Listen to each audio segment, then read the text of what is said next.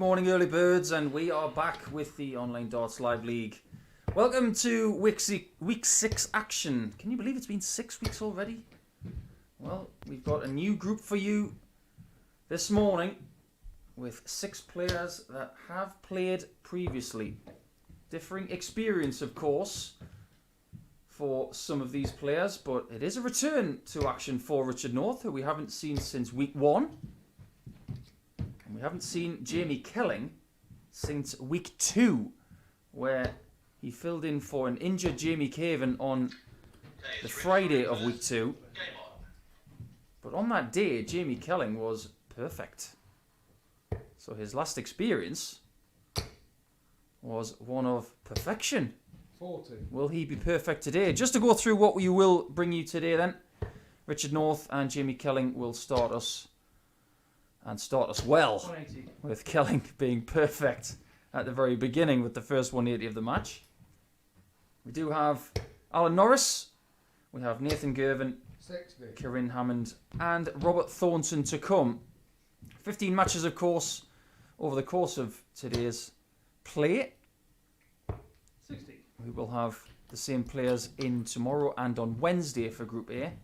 And at the end of Wednesday's play, we'll have a top place person in the league who has the most points, of course, or indeed 1, 2, 5. the better like difference of 2 or 3 players. And they will progress to Saturday night's finals. Saturday night source have Kevin Burness be the first person to go back-to-back and win 2 finals. So many congratulations to Kevin. But as for Richard North and Jamie Kelling, 100. they will be 2 of the favoured players, you feel, in this group, based on some of the success they've had already. 100. Neither have made the finals yet. So that is going to be job number 1, potentially. But job number 1 today is to register an early 2 points, which you get for a win. No points for a loss, of course. And all matches are best of 7 legs. 25 left. Miss on the bullseye for Jamie Kelling to take leg 1. And Northie looking at 81. Is he looking at the bullseye now? Yes, he is. Yeah, I'm free. He finds it for an 18 dart start. So the Ginger Ninja, as he was once called, and he has had a few nicknames over the years. By the way, I'm Paul the Ascent Nicholson. Thanks for joining us. We are underway with Group A. Yes, Northie's had a few nicknames in his career. Some of them affectionate, some of them meant to be a little bit more for the back of a dart shirt.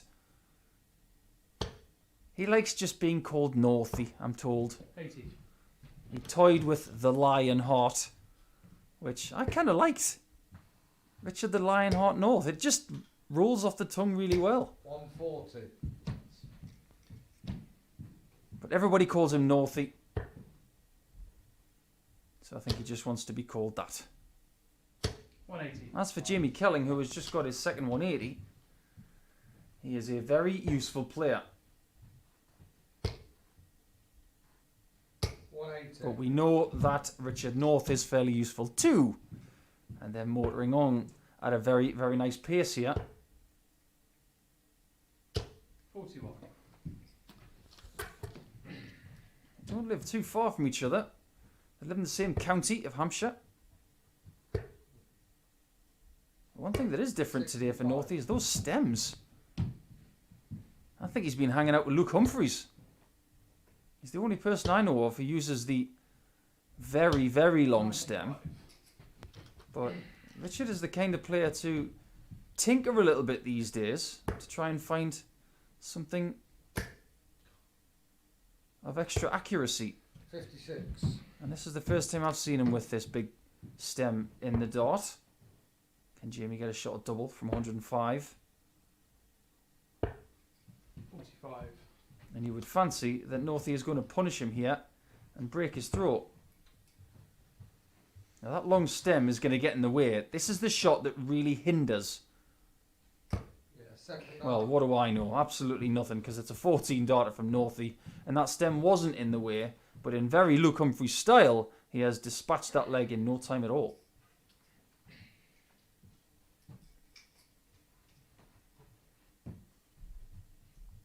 I have to say that Richard North is probably one of the best players not to be on the tour right now. 81. But a miserable last couple of years within the PDC system saw him drop off the tour and outside of the top 64 in the world. 29. He was unsuccessful at Q School. And I have to say his performances at Q School were very under par for what we expect from Northie. We've seen him average as high as 105 in week 1 of this Online Darts Live League, so the capabilities are still there. But at Q School, his highest average was 85. 59. And that was in a win over Jared Cole. So you just get the feeling that maybe he needs to do what Simon Whitlock did once, which is just go back to the start, go back to just winning games and swelling the confidence ever so slightly. 100. Well, so far so good in this match.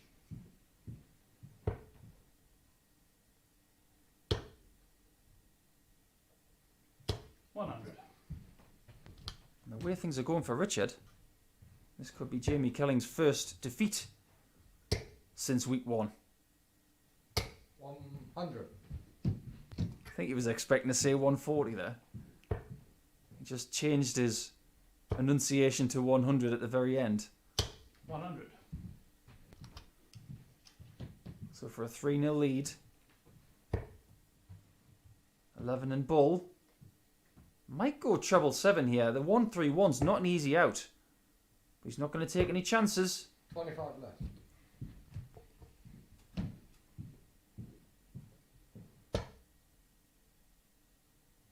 Yeah, not an easy out 1-3-1. A lot of people trying these days to get the treble 17 and 2 tops, which just gives you more surface area to work with. And Northie's looking at 17 for double 4, is he? Just about? Yeah, and 2. That's what he finds. That's a very tidy 20 darter, really, on the back of 2 solid legs. He has been the better player so far, more shots at double, and he's 3-0 up is Richard North. Good performance, it has to be said, for the first game of the day. You don't tend to see in the morning sessions the best performance first thing. 26. It takes a little bit of time just to get the juices flowing and maybe get a bit of adrenaline to kick in. But this 86 average from Northie is useful. 140. And it's too strong for Jamie so far. The next game will be the 3rd time we've seen Alan Norris and Nathan Girvin play each other 87. in the last week. And Nathan will be looking for his first victory. 45. How much longer will they have to wait? Not long at all, potentially. A 4-0 victory for Northie would be the ideal beginning to today's play. And his campaign in Group A, of course. 180. That's a very, very tightly knit 180 from Northie. Good early signs from him.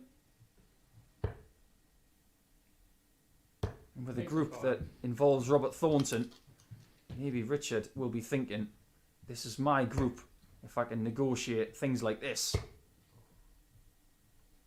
96. Very tidy. He's not showing any signs of slowing down towards the finish line. This is a bad situation for Jamie's start in this campaign. Tops for Northie to finish things off. Yeah, second up. Very, very tidy indeed. His second 14 darter of that game. A 4-0 victory, and that is the ideal start for Northie because things will not just be separated by points in this group, by leg difference as well over the coming 3 days. So Nathan Girvin and Alan Norris will join us next as they get their campaign underway in Group A.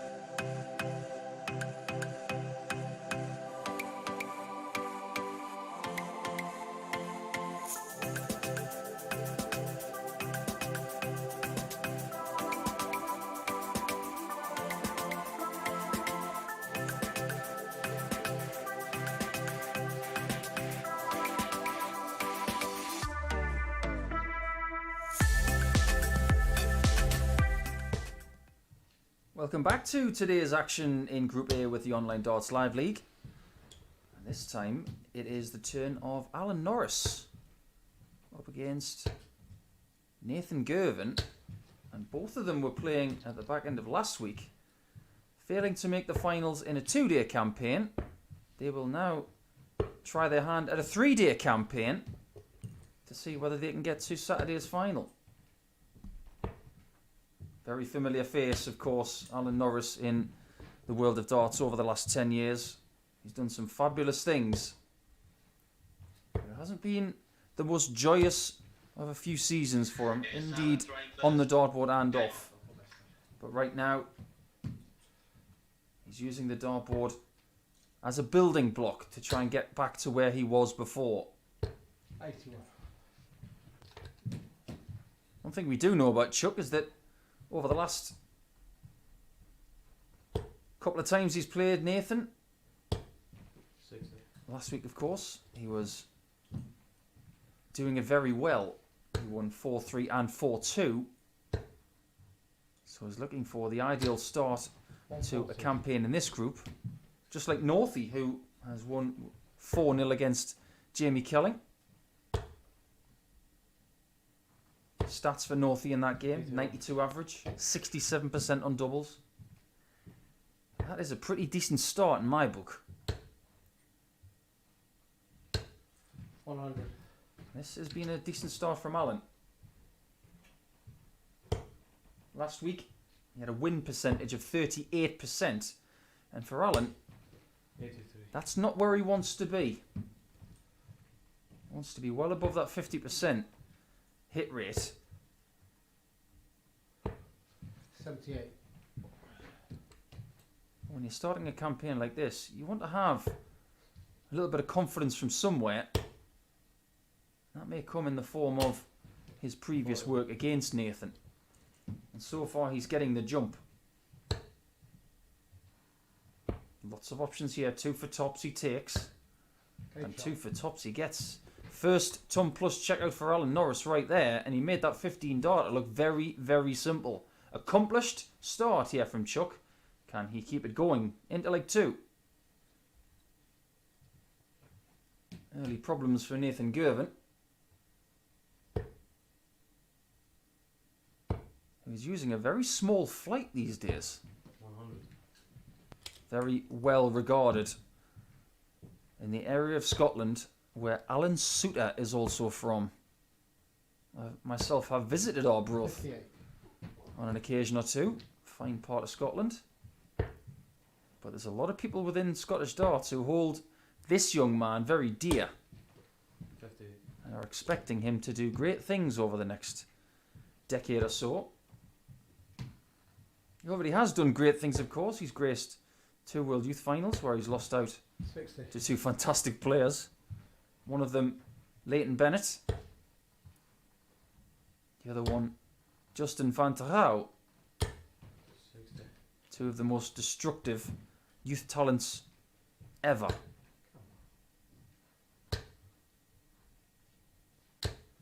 95. Nathan's trying to make a name for himself in the senior game a bit more now. Went to Q School, didn't get through, but did get to the finals. 85. In the finals, he only won 3 games, 140. but invaluable experience for someone of his age. Let's face it, he's only 18.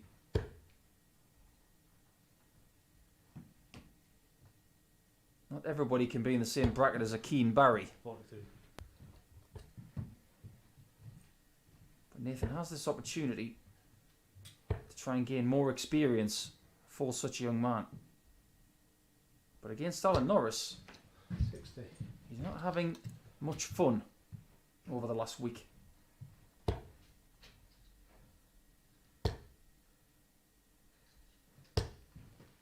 It's a good ton to pressurise the 88 that Chuck has to break the throw.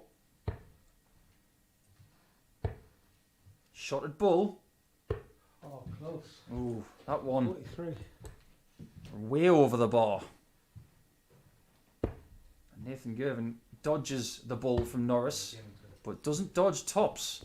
That's a nice finish from Nathan Girvin, who has been coined as NVG. I'm not really sure where that one came from, but NVG does equalise at 1-1.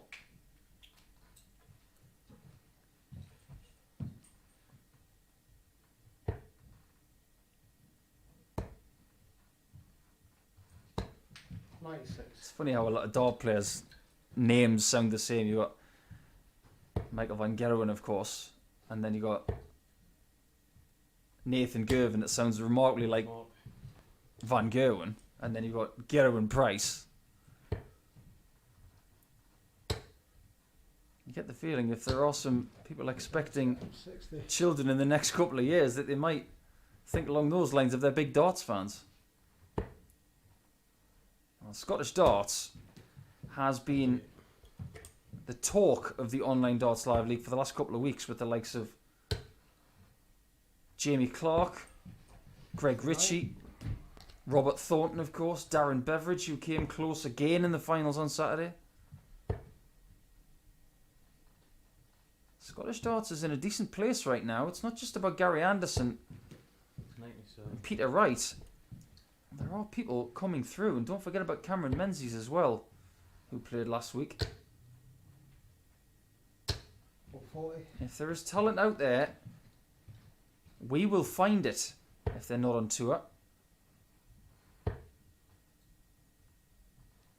Oh, and that is bad shot because it doesn't leave him a finish. He knew it immediately as soon as it left his hand.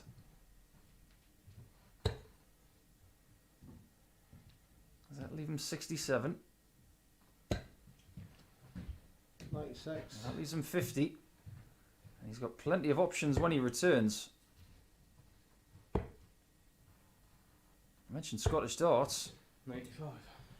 One of the greatest will be next against Corrine Hammond, and that's Robert Thornton. But it's tops. It's not tops. Big single missed. So 35.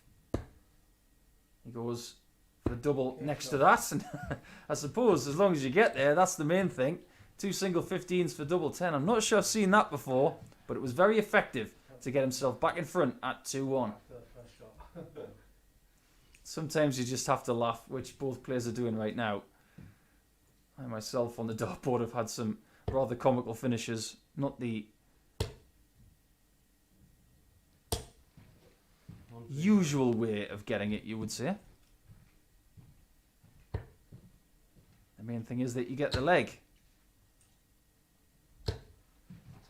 One thing I'll say about the Norris, well, his life over the last 5 years, the one thing that hasn't really changed are the darts. Structurally, they look exactly the same. The flights look the same. He's still using the poly stem with a little bit of a twist at the top. He has toyed with a different colour of barrel. He did use the copper coloured barrels for a little bit of time, but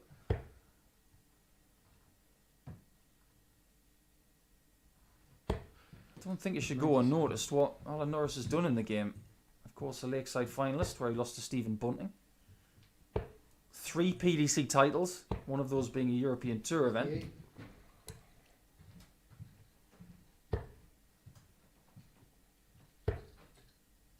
I remember being at that European Tour event back in 2016. That was for the taking for anybody when Darryl Gurney beat Michael van Gerwen in the quarterfinals. Anybody could have won it that day. 99. But that was Alan Norris's time. He beat Jelle Klaassen in the final. Nathan Girvan is trying to leave himself handily placed here with Norris on 160. And he has left himself something very handy. And with Norris not getting the 160, 140. it's firmly in Nathan's hands. Only had one shot at a double in this match and he hit it. Not bad, 2 from 3. Equals things up after 4. 2-2 now. And last week Nathan lost 4-2 and 4-3. Can he have a better ending to this game than he did last week against Alan Norris?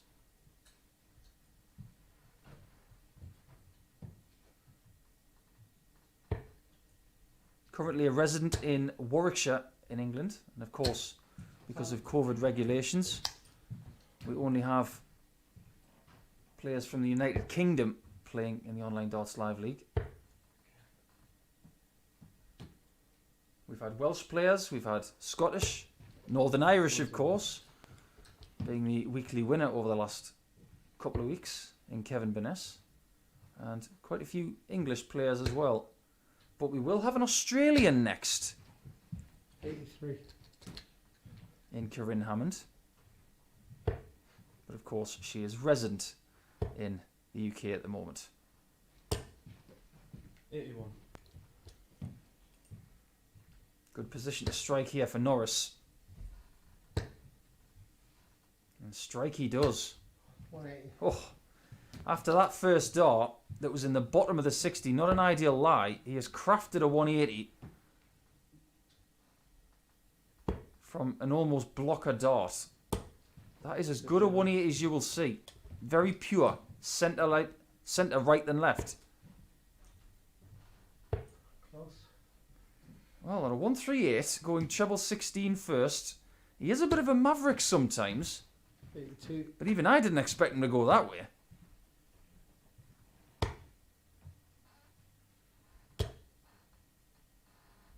Oh, 68.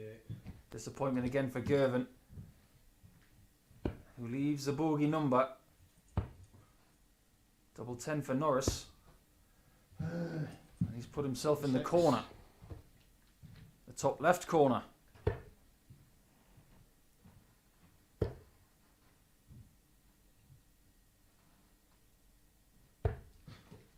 Yeah, he had to go for the 18s there. The 19s wasn't really the best option. Does it matter? Yeah. It does not. And the golden points on the end of those darts signifies a 3-2 lead. And Alan Norris is looking to get his third win over Nathan Girvin in a matter of days. He is one away from that. Everything's been on throw so far. So you could say everything's gone to the script. 100.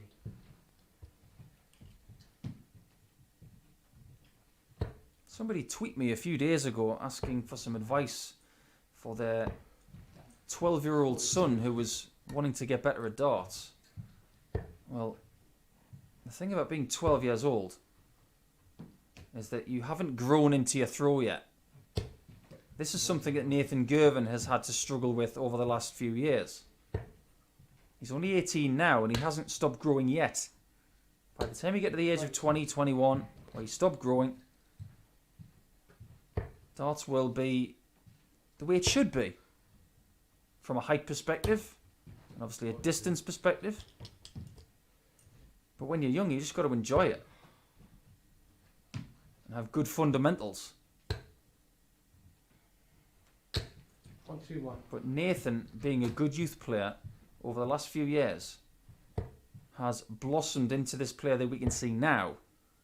But he has done so as he's got taller and maybe a little heavier.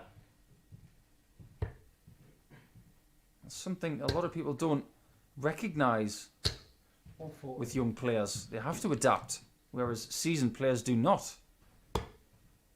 Girvin's got 2 double tops, has he? Oh, that was a real mistake. After he missed the tops, he had to go for the 60. And he could be punished. See, now, because he wasn't punished, as Alan Norris leaves tops with a double 14, he should have been a 2-darter here at the very worst. Now he only gets 1 shot, but a fantastic shot there from Nathan Girvin. Only gave himself the 1 shot to take that leg out, but it's all he has needed. Been very good on doubles, and he's hit himself 3 out of 4. Who's going to win the last leg then?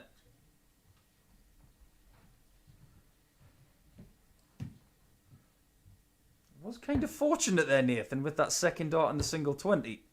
It careered off the first dart flight and almost into the 5. If it had done that, it wouldn't have got any shots. So 6 holes of throw, taking us to leg 7.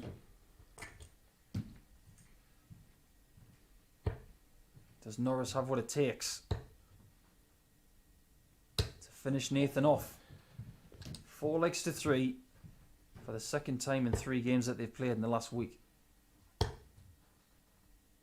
Or is Nathan Girvin going to get his first win?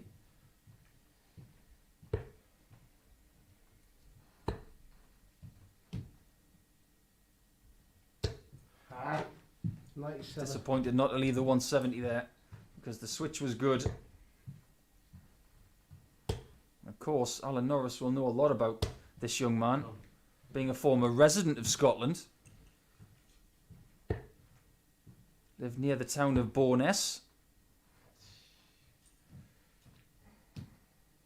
Absolutely beautiful part of the country. 70. Watch out for Alan going for different trebles on this board. He does things his own way. It's one of those things that makes him very watchable. This is a very dangerous situation now for Alan. He may have to dodge match darts. 10. Nathan's opportunity comes. Does he get a shot? That's the thing. 57. He has not got the shot. When he's had the shot, he has hit it. Norris gets the shot, takes the shot, and wins 4 legs to 3. I think the only thing that separated those two there was the advantage of throw, but ultimately it was Nathan Girvin who could not take 97 for the win, but it's Norris who gets the first 2 points for his day. Girvin will have to wait, as we have Robert Thornton and Corrine Hammond coming to the hockey for the first time for Monday.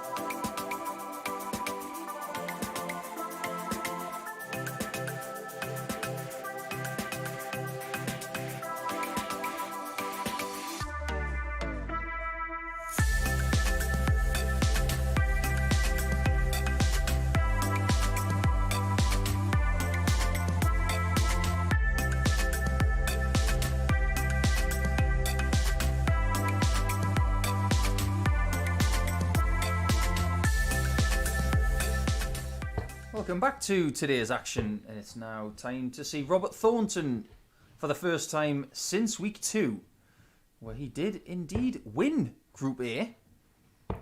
Corrine Hammond, it's good to see Australia represented in Group A as well, and the ladies, of course. We have seen Fallon Sherrick play, but now it's Corrine's turn to grace the hockey, and just mentioning Fallon there, she will return. She is part of Group B, which will start on Thursday morning, which will also have Jared Cole in it and Wes Newton. So a very interesting Group B ahead for Thursday during the day.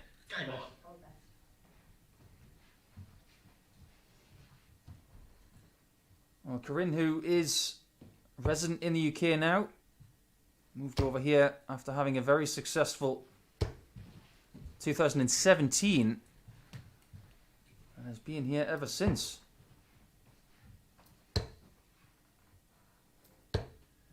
Obviously, with the pandemic, a lot of darts tournaments outside of the PDC have been struck off. So this is a great opportunity for Corrine to get some valuable board time in. Doesn't come much more difficult on a Monday morning than playing the 3-time major champion Robert Thornton. But then again, Corrine is very much used to playing against some of the best talent in the world in practice. In the area of the UK where she now resides, 95. there are plenty of world-class dart players, and she has practiced with the majority of them. 100. Holding her own very well at the start of this, and looking to catch Robert a little cold. We saw Corrine in week 3, where she played in Group B. A couple of days of action. She played 8 games and won 2 of them. So her win ratio is at 25%. And the reason I bring that up is because Robert Thornton's win ratio in week 2 was 74%. And that is the highest win percentage of anybody. 96. And she decides not to go for the bullseye wisely.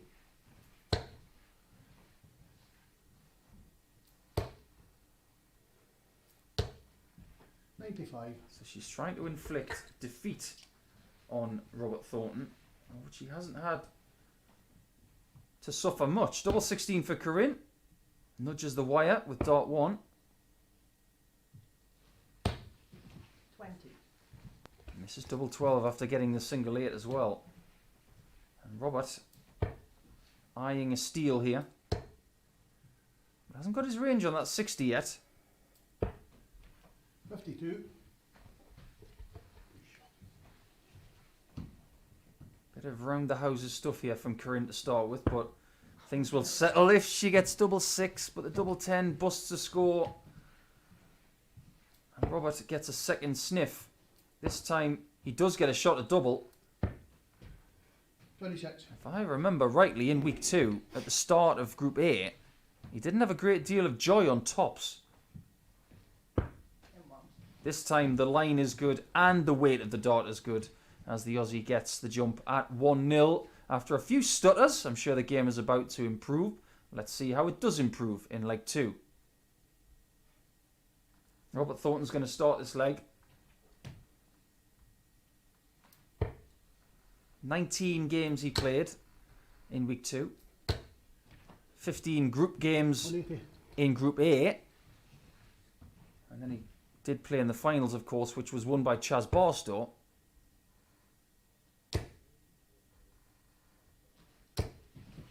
60. He won 14 games that week with 5 losses and a high average of 102.71. But remarkably, high out of 124. With Robert playing 19 games, you would expect him to have a bigger out than that. 80. Highest finish of everybody in this field from their previous experience in the live league 85. is the 170 of Alan Norris, which he got against Nathan Girvin last week. Robert's response on the treble 20 has been much improved in leg 2 here. 85.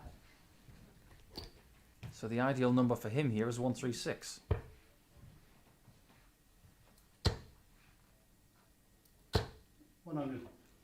He will take that, especially when it puts him 200 ahead. Both players looking to keep pace with Richard North and Alan Norris, who have had very good starts, bagging the first 2 points of their day. 88 for Robert. Oh, 68. Not quite. And on both sides of the 88 wire there. And Corrine, who has a high finish of 158 from week 3, is eyeing up another 2 treble visit to set up a double in the bottom left corner. This time double 4, now double 2, is in for Robert Thornton. It wasn't his most tidy leg, but it was improved on leg 1. So if he can maintain that improvement, maybe he's going to take the lead in leg 3. So let's find out.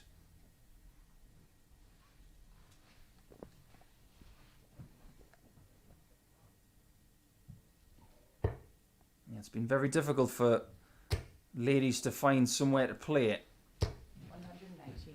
in the last 12 months. And Corrine Hammond has just found herself a maximum just to say to Robert Thornton, if you think I'm going to roll over here 100. just because of who you are, then think again.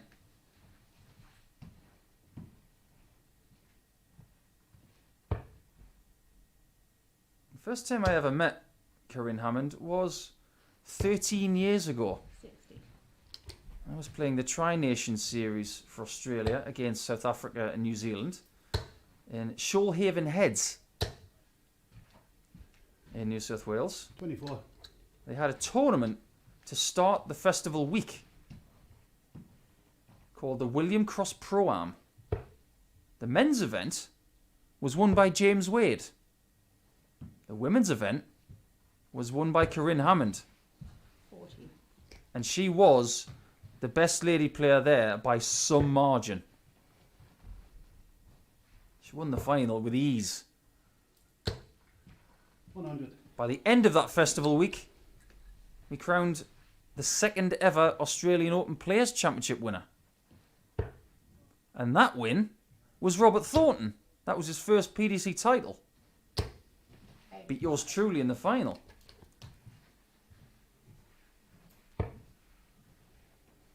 So everybody involved in this match has got a bit of synchronised history. 41. Everybody will remember the Shoalhaven Heads club with affection. Will Corrine Hammond remember leg 2 with affection? It's looking good. 96. Nice leave of tops after 15. And this best of 7 format is short. It's meant to be that way. It's meant to be exciting. 135. To take the lead for the second time in this match, tops. Double 10 now. She's already hit this in the match. But this time she gets it on purpose. The last time she hit it, it was for double 6 and it busted the score. She got the leg anyway. But this time, double 10, easily hit. 2-1 up is the Aussie.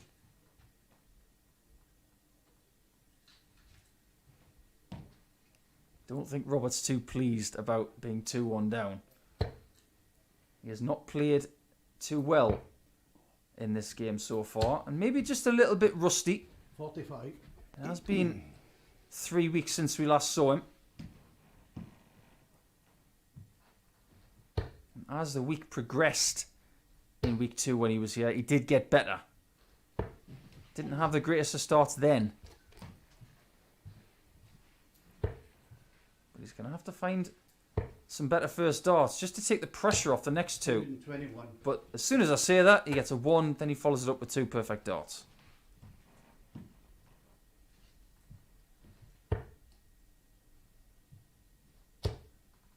This is excellent from Hammond.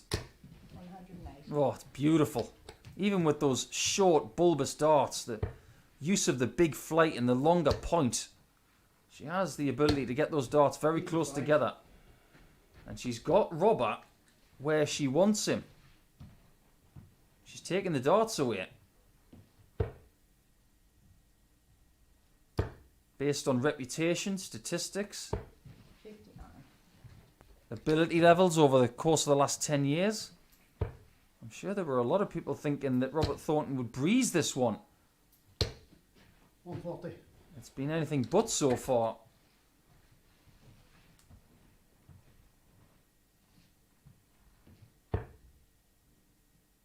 Got to get down to something manageable here. That second dart helps. 190. As does the third. Terrific recovery. Treble 18 for double. And Hammond has a fabulous opportunity here to be 3-1 up.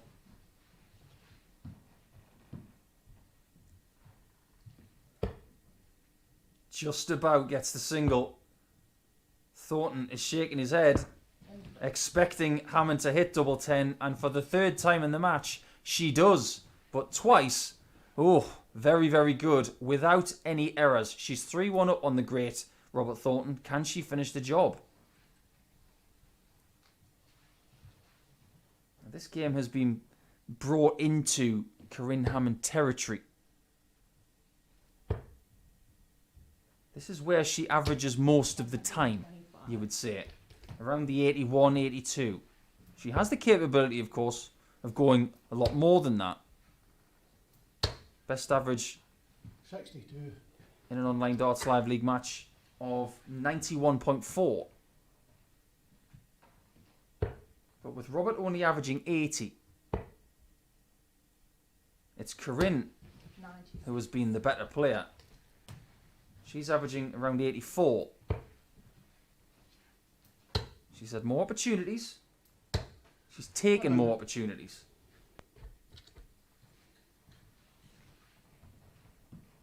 And she has a 1 dart lead going into the middle portion of this leg as well. 95. I distinctly remember the pressure that was on Robert Thornton when he made his UK Open debut. And even with that 180, he can't leave a finish. But when he made his UK Open debut, he made it against Anastasia Dobromislova. So he knows about the 100. differences of playing a man and a woman. Well, these days there isn't a difference because we're expected to play against the girls, which is fantastic. 59. Back then it was a bit different. But this is for a very, very good start to her Group A campaign. Bullseye for a 4-1 win. 60. And that's the first match dart gone. It's up to Robert Thornton to make sure she doesn't get any more. Double 19. And that was the saving opportunity.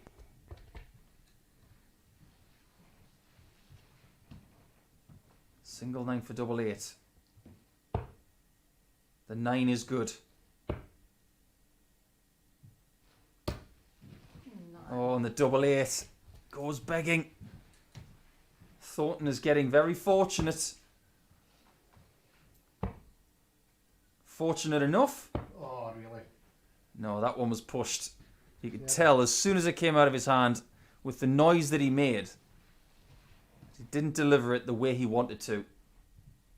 Double 8 for Corrine. That's 4 match darts. She thought that was in. Oh, 12. That one's not either. That's 6 match darts gone. That one. Thornton does nick that one. And he's still 3-2 down, but he is still kicking. And that is the main thing in this. After dodging 6 match darts, he thought the game was done, but it's very much alive now.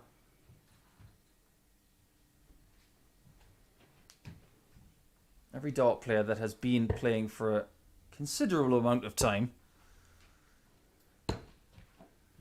will understand the complexity of missed match darts and then having to play another leg. It's not a nice experience. You know that the game should be up. Should have banked 2 points already. But now you've got to do all the legwork again just to get the same opportunity.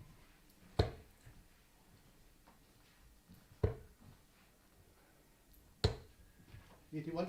You just don't know how important it could be for Corrine or Robert's chances to win this group from the first match they play. Now, Robert had a 4-point gap when he won Group A in week 2. It could have been a lot tighter than that. He had some very, very close matches there. 100. And some matches he survived.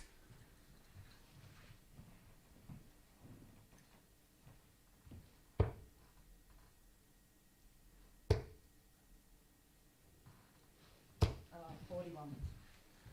You can tell that the focus is not as steely as it was in leg number 4. Or leg number 5, sorry. 96. That maybe the missed match darts have just frazzled Corrine just a tiny bit. She's got to use all of that experience that she has to try and get that opportunity back. 60.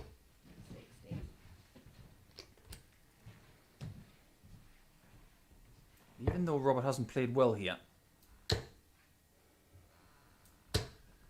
100. he's got to do something that he is very well noted for. Grinding it out. Being tenacious. That's what we think about when we think about Robert Thornton. 54. Treble 18. Gets one shot at tops. 3. That's all he needed. It always makes me laugh when he just says the word of how many he got it in. 3. There it is. 78 out. And it is 3-3. So, one leg shootout to see who gets the points. They should have gone to Hammond, but they might go to Thornton.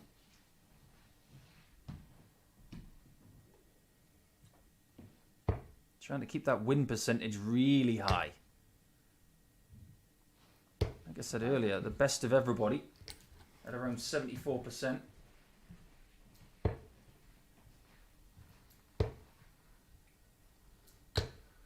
One of the better win percentages of these players was Jamie Kelling before his 4-0 defeat to Richard North in match 1 of the day. Well, he will play Alan Norris next. Try and 81. wrestle something back.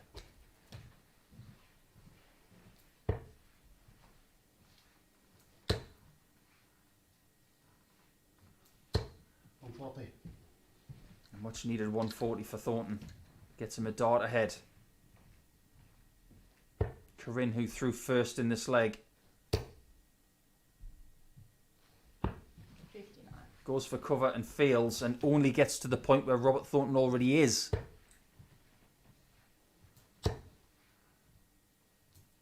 Ah, 121.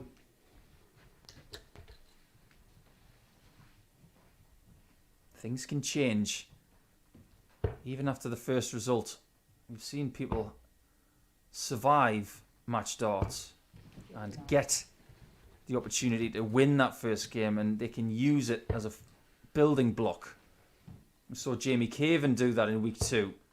Survived his first game, 100. and then from there, he was the best player of the day. Is that going to happen to Robert Thornton here, who sets up tops and should now win the match? Or is there one more twist in the tail? 134. Is there one more twist? You wouldn't expect it, And 1. and it doesn't come because Robert Thornton has survived there. But in the end, it was a very, very good last leg. So 2 points in the bank for him. So he joins Richard North and Alan Norris on 2 points. It's up to the others to respond now. Jamie Kelling is one of them, and he takes on Alan Norris next.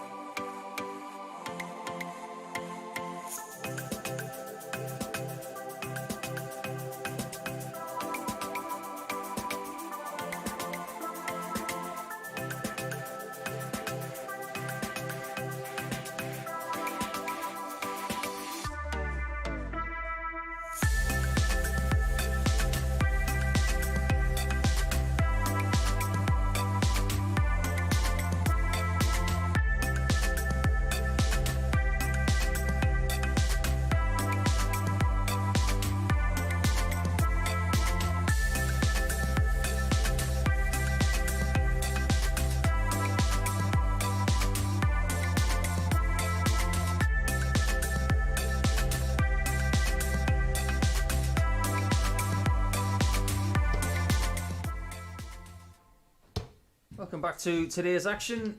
Time to see one of the winners from match 1 for their day and one of the losers. Wasn't the ideal start for Jamie Kelling, losing 4-0 to Richard North, but a perfect opportunity here to respond. He could be the 4th player on 2 points at the end of this game if he plays his cards right. Chuck Norris has only got one thing on his mind, and that is to get to 4 points.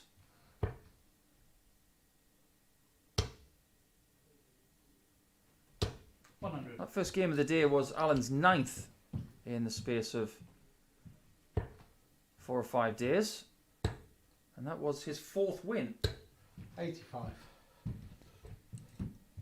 Get the feeling that Alan is gradually getting better the more he plays. From his statistics at Q School, you just saw him as a little bit rusty, maybe out of competitive action for a while, just really needing more competitive games to get in that zone. 60. Get the feeling that Alan today is ready to kick on a little bit. Averaged 90 in that first game against Nathan Girvin, and a very impressive doubles percentage of 57%. 70. That is a very decent building block for the rest of the day.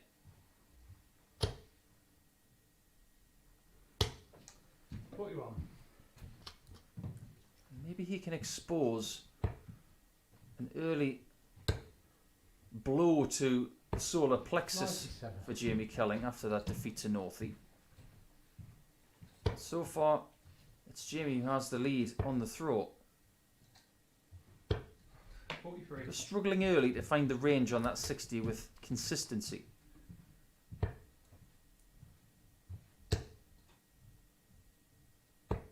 Sensible work there from Norris.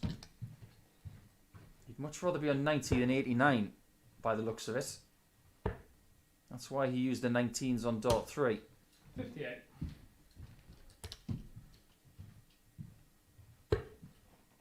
Well, it was the bullseye route.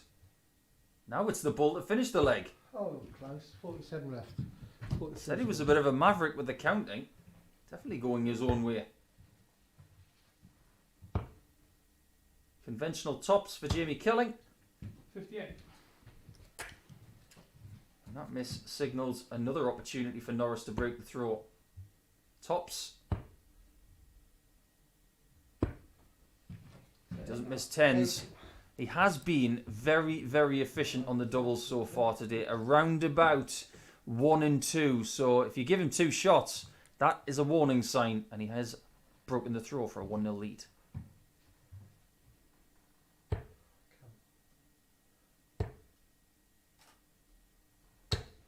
One, two, three. Historically, Alan has been one of the heaviest scorers we've seen in the last 10 years. When he's been on it, 60.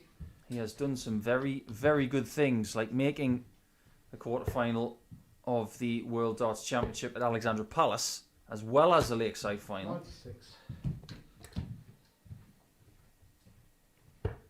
When he won his European Tour event, he was a seed, 100. and he came through Scott Taylor, Ian White, Steve West, Mensa Sulevic in the semi-finals, and of course against Klassen in the final. He did of course win 2 Players' Championships as well, 100. and he will believe that he doesn't want to leave his PDC tally at 3. 139. He will want to get more than that.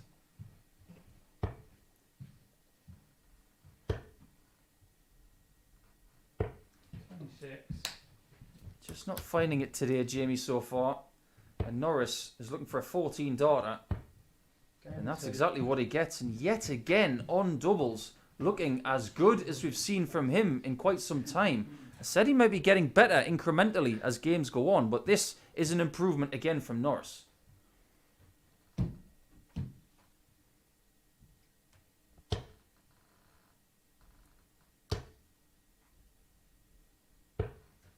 60. Norris taking full advantage of Jamie missing most of his targets so far in this match. 140. And a lot of you out there who are tuning in on the Online Darts YouTube channel, we welcome you for today's action. You may be tuning in via your preferred bookmaker site, of course, as well.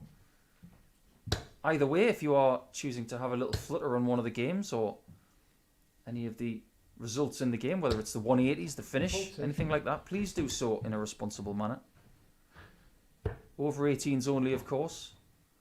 And begambleaware.org for more information on that. 46. Come on.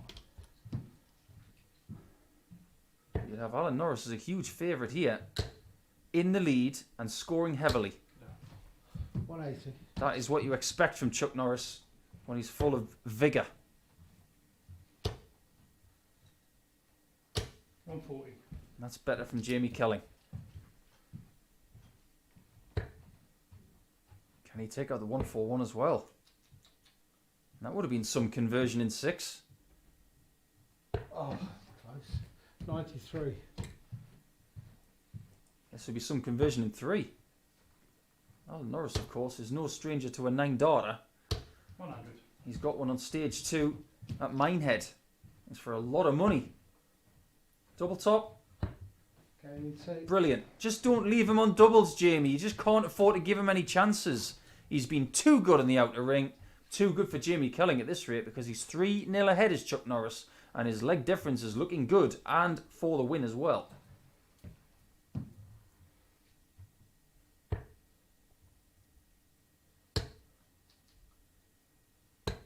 You can see in certain players when their confidence is growing.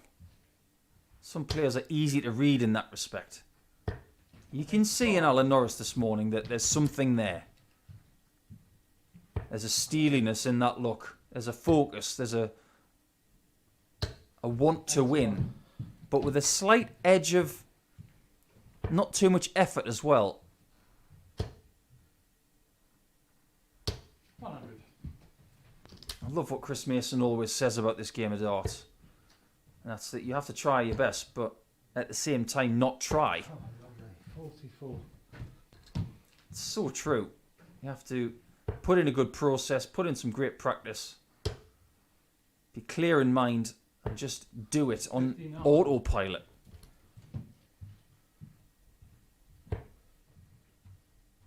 Make no mistake, this is a disastrous result for Jamie Kelling if he loses 4-0 again.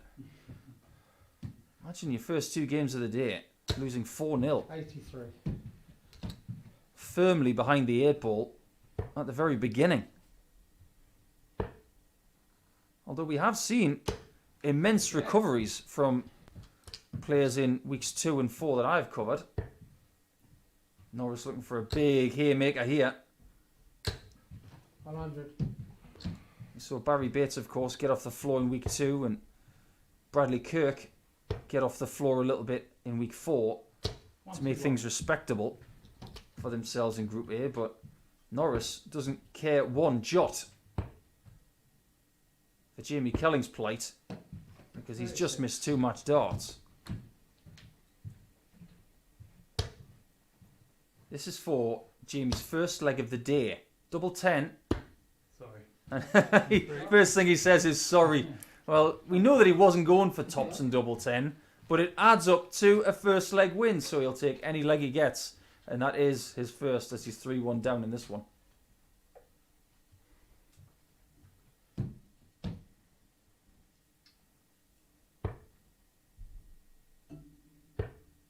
The structure of the week, if you're a new viewer to our coverage, is that we have 6 players in Group A. The winner of the group at the end of Wednesday's session will go through to Saturday's finals. Position number 2 and 3 will go through to play in Group C on Thursday and Friday night. Positions 4, 5 and 6 will remain in this time slot on Thursday and Friday and play in Group B alongside Wes Newton, 100. Jared Cole and Fallon Sherrick. Coincidentally, we've got three other players waiting in Group C. 180. As we get Jamie Kelling back in the maximum column. Waiting for Group C, we have Wolfie Martin Adams. Jason Askew will return since his exploits in week 1. And Sean Fisher will join us as well. 40. Norris has let this one slip after missing 2 match darts. Will he get any more in this leg? Boring. 100. I think he's just called a ton boring. Well, high standards he's living by. Well, he should have gone for a 25 in bull on the last dart to leave the 2 darter. Does it matter? That's a great. Oh, Alan, what have you done there? No. 81. When you look at the other camera angle, it wasn't even close. It was a good 1.5 centimetres inside. Double 10 again. Yeah, and 3. And Jamie Kelling has got within 1. So you think that Alan Norris is going to get more match darts, or match dart anyway. He doesn't get any. So we go into leg number 6, and there's only 1 in it now.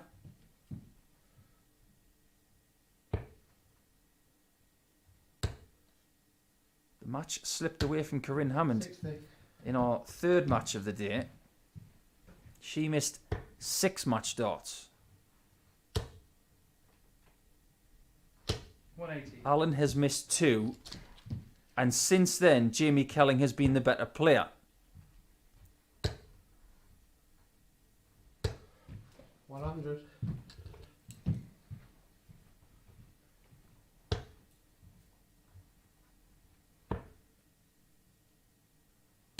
96.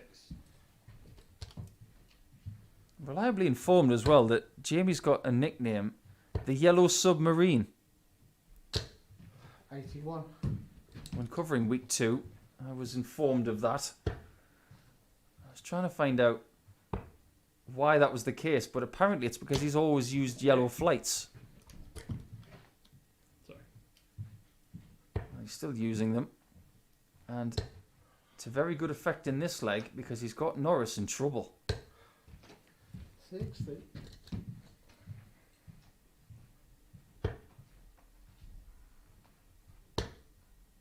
167 chance is gone, 99.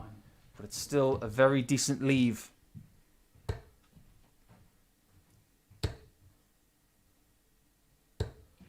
100. I was just about to say, in leg 4, this was a disastrous result for Jamie Kelling. Well, he has found a way to come back into this one, 64. but he may be out of it now as Norris gets another chance to finish him off. Tops, and he does do so. Well, he made the mistake in the previous leg of not getting the single number after getting the treble, but this time he misses, then he recovers well to give himself one more shot at tops, and it's a 4-2 win for Chuck Norris to double his tally to 4 points for the day. Going into match number 5, we welcome back Robert Thornton, and Richard North is his opponent.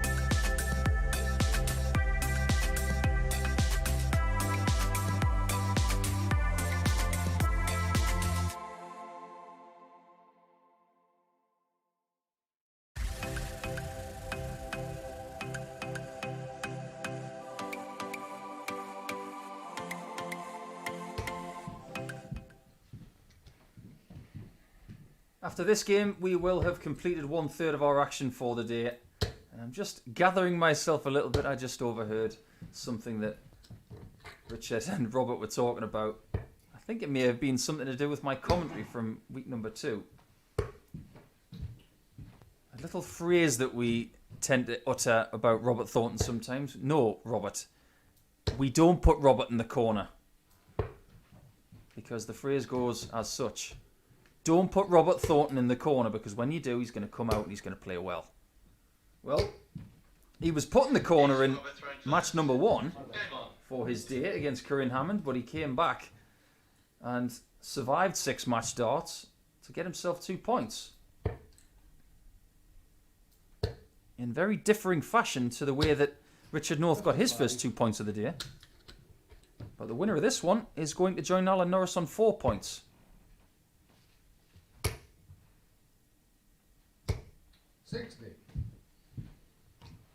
These two will know each other extremely well. They've graced many a PDC hall, PDC majors of course. 55. One of Richard's best achievements was to get himself in the World Grand Prix. And that is a tournament, of course, that Robert Thornton has won. In my opinion, one of the hardest tournaments to win in the world. 180. Robert knows that after his first performance, he needs to go up a notch here against Northey. Seems to me like he's heeded that little warning as Northey hits him back with a maximum. These two are here to play. 140. 180s and 140s going in now.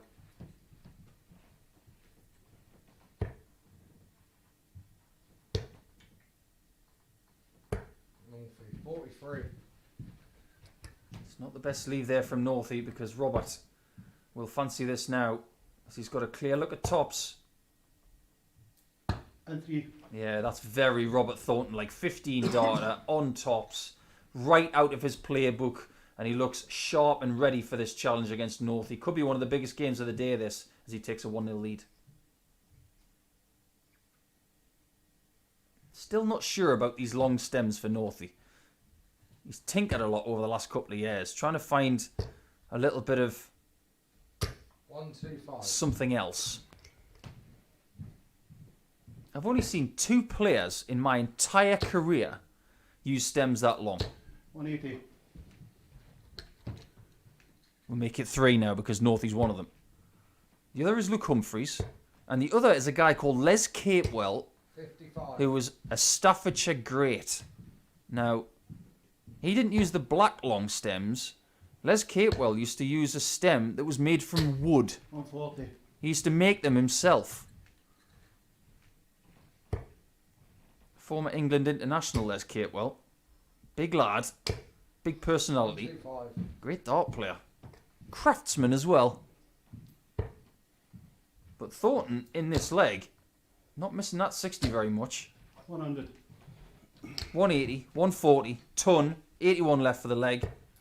He'll be thinking 11 or 12 darter, 2-0 up, thank you very much. 95. Downstairs first.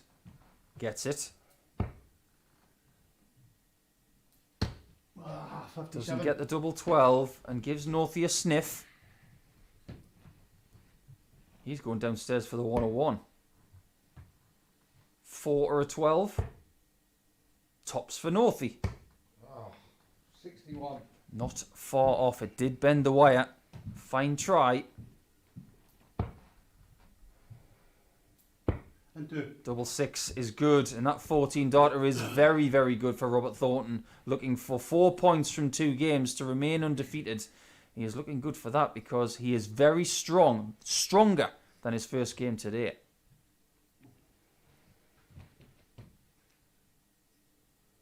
I love how Northey and this whole thing of nicknames that he's had over the years, it's sort of amalgamated in his dart shirt because he's got a lion on his shirt, but he calls himself Northey. As dart shirts go, That is one of the best I've seen because it's got a design on it. It's understated. 140. I love the design of the lion on it. I have to say that. I think it's fantastic. It's very sharp. 60.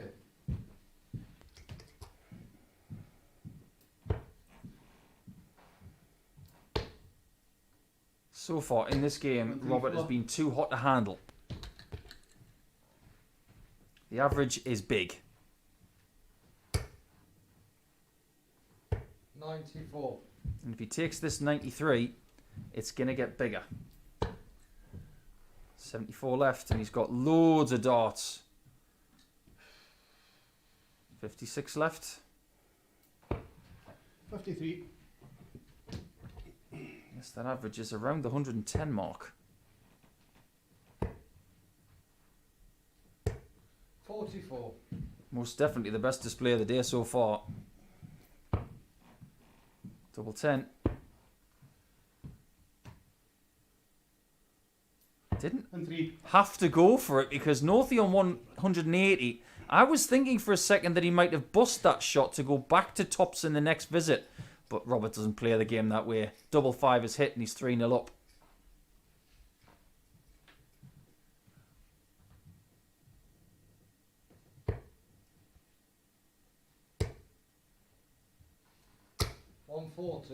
Dart players are funny creatures.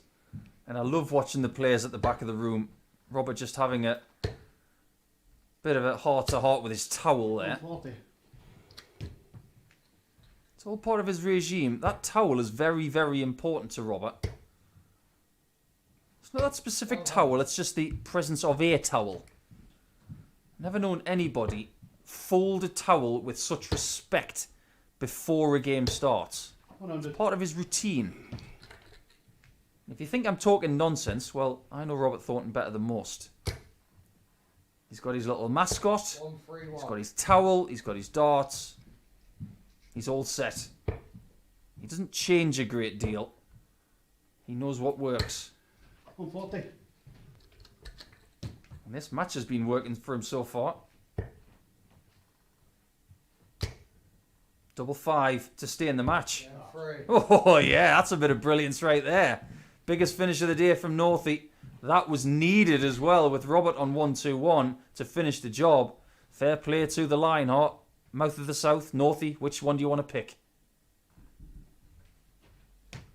Yes, he has had all those nicknames.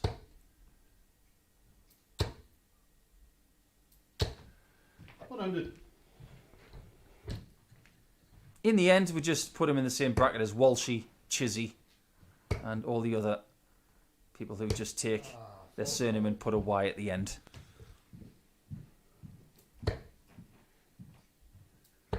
Actually, on the back of his shirt has it got Northie Lionheart. So he's got 2 of the nicknames on there. I love that. So take your pick.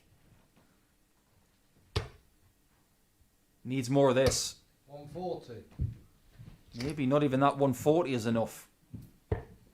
Because this has been a proper game of darts from Thornton. The only thing he hasn't done so far is get a match dart.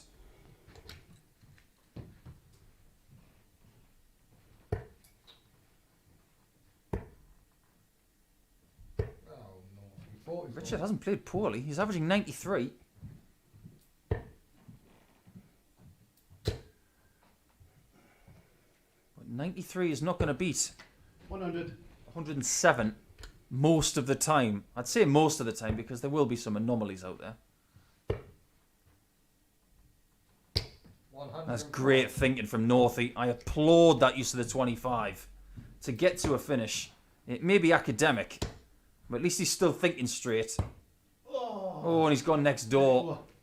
First match dart has been missed. And he will revisit double 19, which he left in the last game against Hammond. I was just holding my breath there just in case Richard North got a shot at the ball. 87. Good to see him smiling, but he might not be smiling in a second. Double 19 turns into double 8. And 3. And that is a very fine win for Robert Thornton. He's pumped up, isn't he? He survived match darts in his first game. That time, he was very much the chief. But after 5 games that we played today, it's Thornton and Norris who top the table. Let's go into match 6, which is Nathan Girvin returning against Corrine Hammond. Let's see who can get their first points of the day in that one.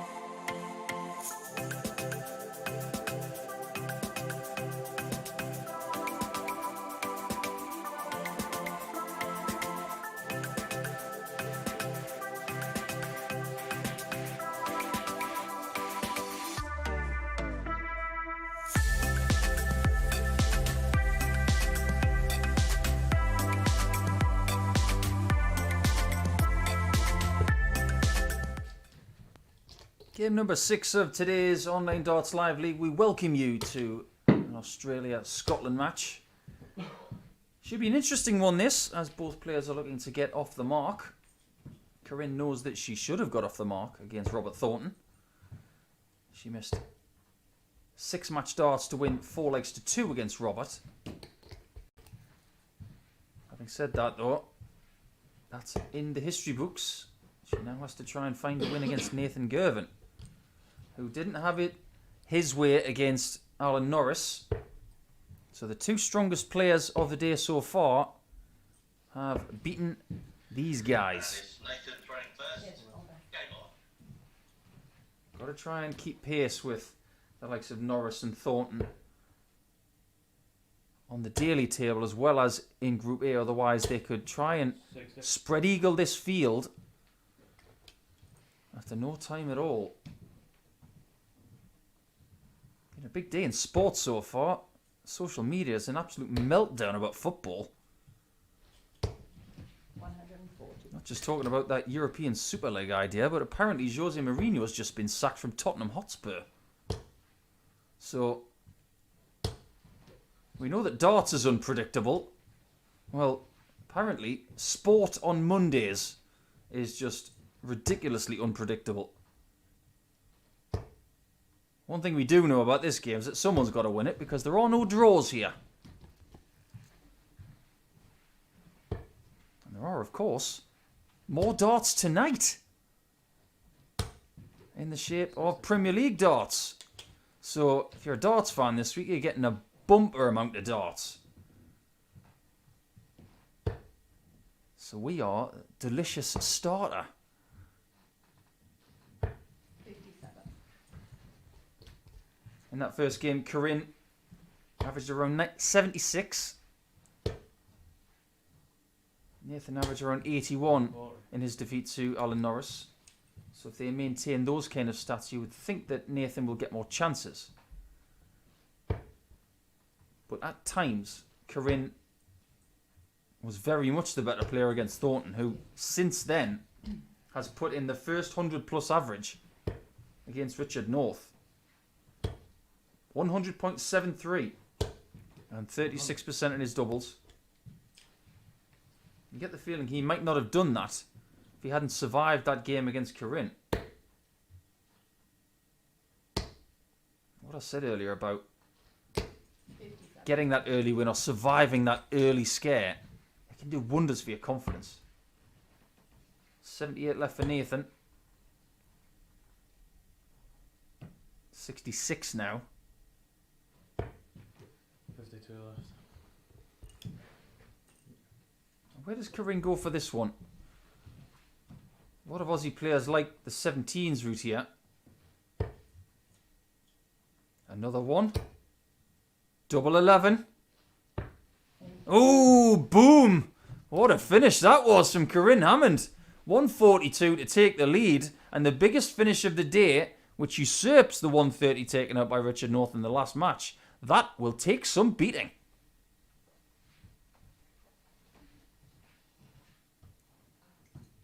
I get the feeling that Nathan Girvin was not expecting that.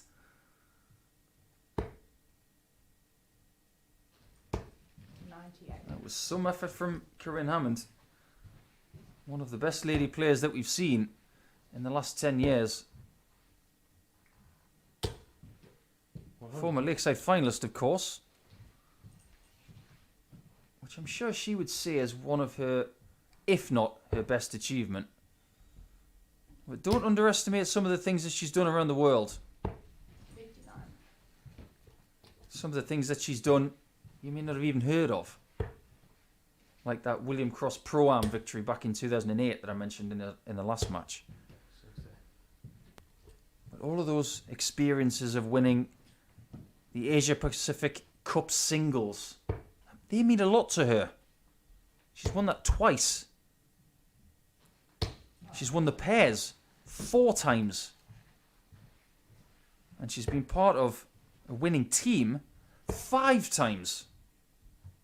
And won the team event, which is obviously a separate event to the overall, another 4 times. So she's owned the Asia Pacific Cup for the last 15 years. 58.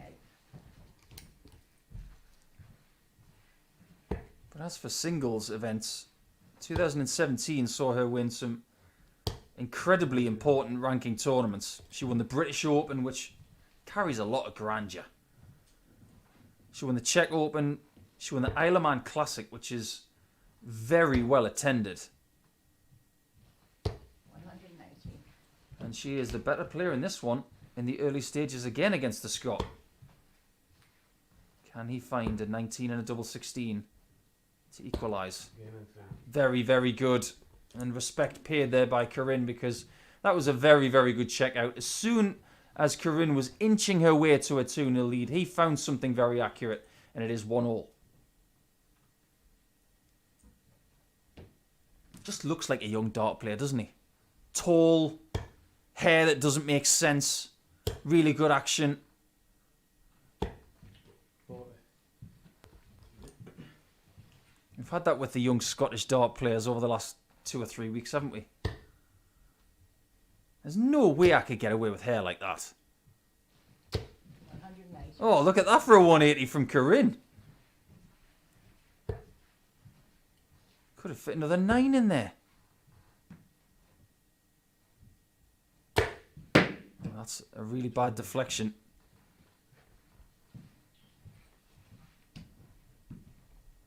And after that 108 checkout, things have gone a bit wrong for Nathan.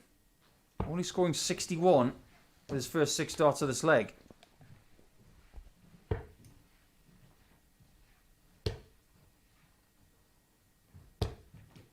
I have to say, I'm not 100% convinced about the flights that he's using. The darts are going in at a lovely angle, but with those very, very small flights, you're giving yourself no room for error. The smaller the flights, the less forgiveness.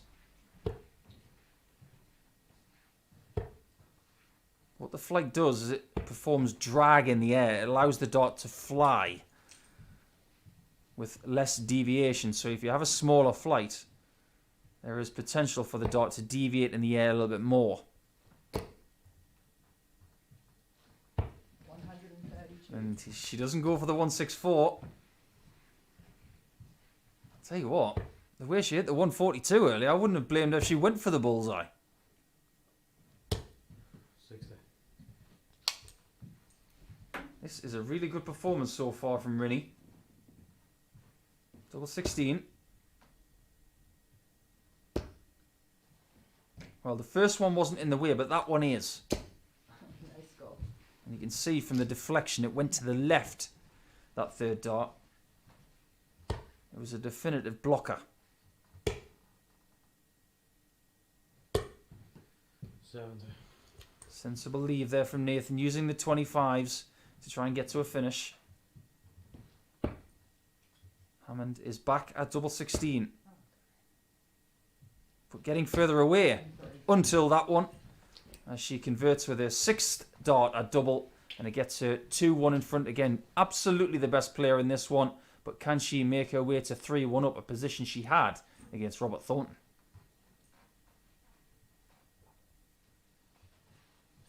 I've had someone remark on social media that I look tanned today. Trust me, it's just the light.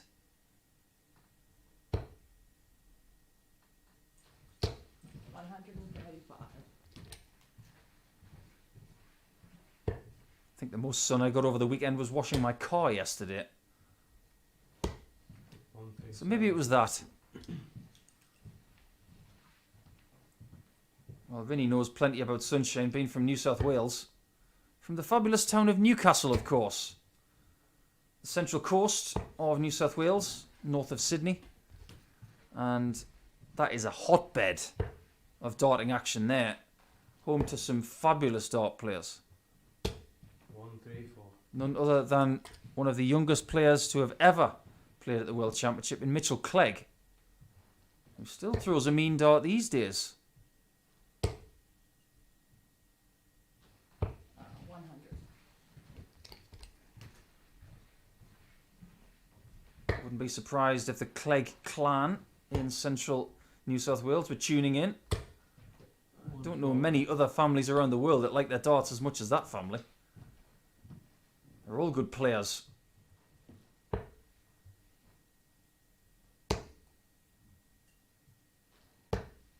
79. Didn't really want that 3 at the end. But Nathan is looking to potentially equalise again. Bullseye to do so. Very tidy. And this game is very similar to one he had earlier with Alan Norris. He was 1-0 down, he was 2-1 down, and he hasn't got the throw, so he just needs to flip things around a little bit and try and be a bit more aggressive.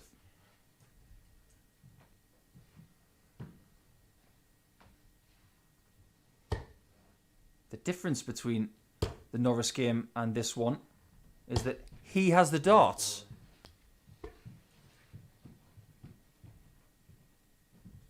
This time he uses them very well. And again, his average is around that mid-80s range. Corrine's is slightly better at 86. 81. It's a lovely action to watch, isn't it? The throw of Nathan Girvin. It's an action that has got a bit more mellow over the years. When he first played 190. against Justin van der Gouw at Lakeside in the youth final, it was a bit more lurchy on the shoulder because he was a lot shorter. 100. As he has grown, the action has evolved and indeed got better under the tutelage of the likes of Alan Suter in his area of Scotland. 58. Hammond gets herself to a finish after 9. Really well done. And she has bossed that 180 column in this match. She's got 3 of them. 100. Didn't have a go at the bull at the 164 a couple of legs ago. She's not going to get a shot at the ball on the 167. Oh, 41. So that offers Nathan a bit of hope. This game is in his hands right now. Tops. 40. And now he has to hope that Corrine misses 126. If I were him, I'd be watching very closely here because this is Hammond country. Bullseye. 101. He will have had his heart in his mouth for a little while there. Game on. But not anymore. He dodges the miss from Hammond. She could have been 3-2 up, but it's Nathan Girvin who is 3-2 up now. Will he have to wait to leg 7 to serve it out, or will he get it done 4-2? There have been plenty breaks of throw in this match so far. There have been 4 of them.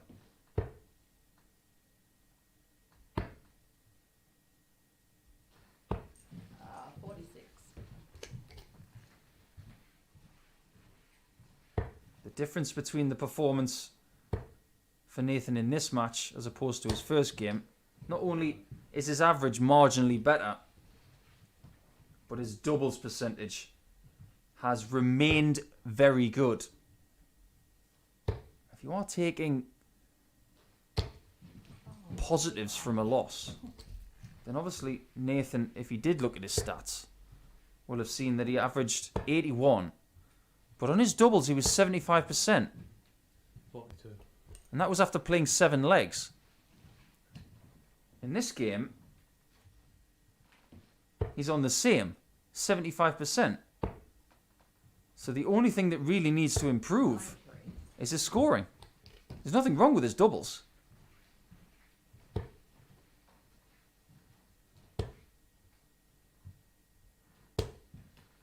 And that's what we call a bad ton in the sport. Where you have a perfect lie to hit and you fail to reach the 60.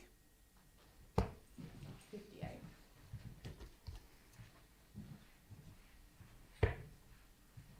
That is the perfect first start for Girvin. He can use it so well. 140. Used it really, really well there. He's in a great position. He was in so much trouble early against the best dart player that Australia has produced 100. that is a woman. And he's got 6 darts and 164 now because Vinny's on a bogey number. 100. Oh, what a great last start that was.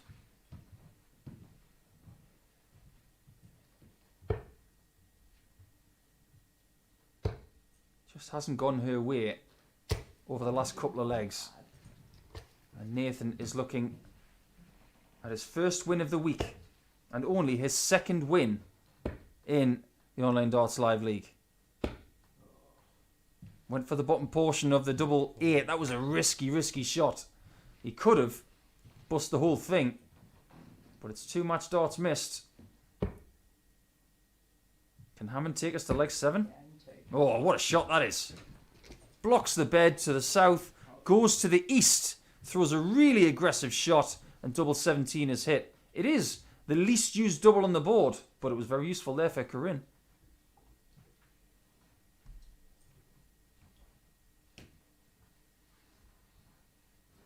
If you'd like to refute that statement of it being the least used double on the board, please present me with statistics and I will gladly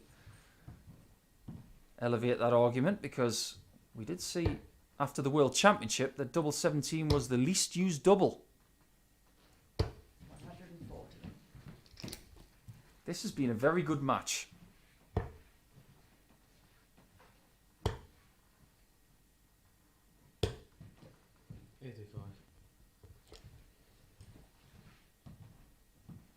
Can Corrine find another 2 treble visit to put really big pressure on Girvin's throw? Oh, 60. She has a throw that is all about timing. It's a very central face type of aiming method. 59. It is a throw that is very much her own. You wouldn't really compare it to anybody else. I do believe that she is left eye dominant. 100. And that is a huge blow to Nathan Girvin. If he doesn't get a big score here, he's in trouble. 58. He's in trouble, all right. Corrine has played excellently in this 7th leg. Can she finish it with a flourish? 93. Very, very useful. Once again, she missed 6 match darts to beat Robert Thornton.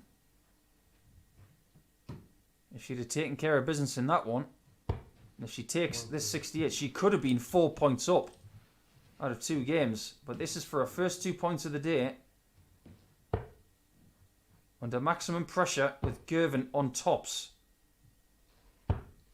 Found really, really good from Corrine Hammond. A great game, and probably the best game of the day we've seen so far. Nathan Girvin didn't do a great deal wrong, but it wasn't enough, and they were separated at the end by only 1 solitary dart. It is 2 points for Corrine Hammond, but going into the next one, it's Jamie Kelling, still looking for his first 2 points himself against Robert Thornton, one of today's top flyers.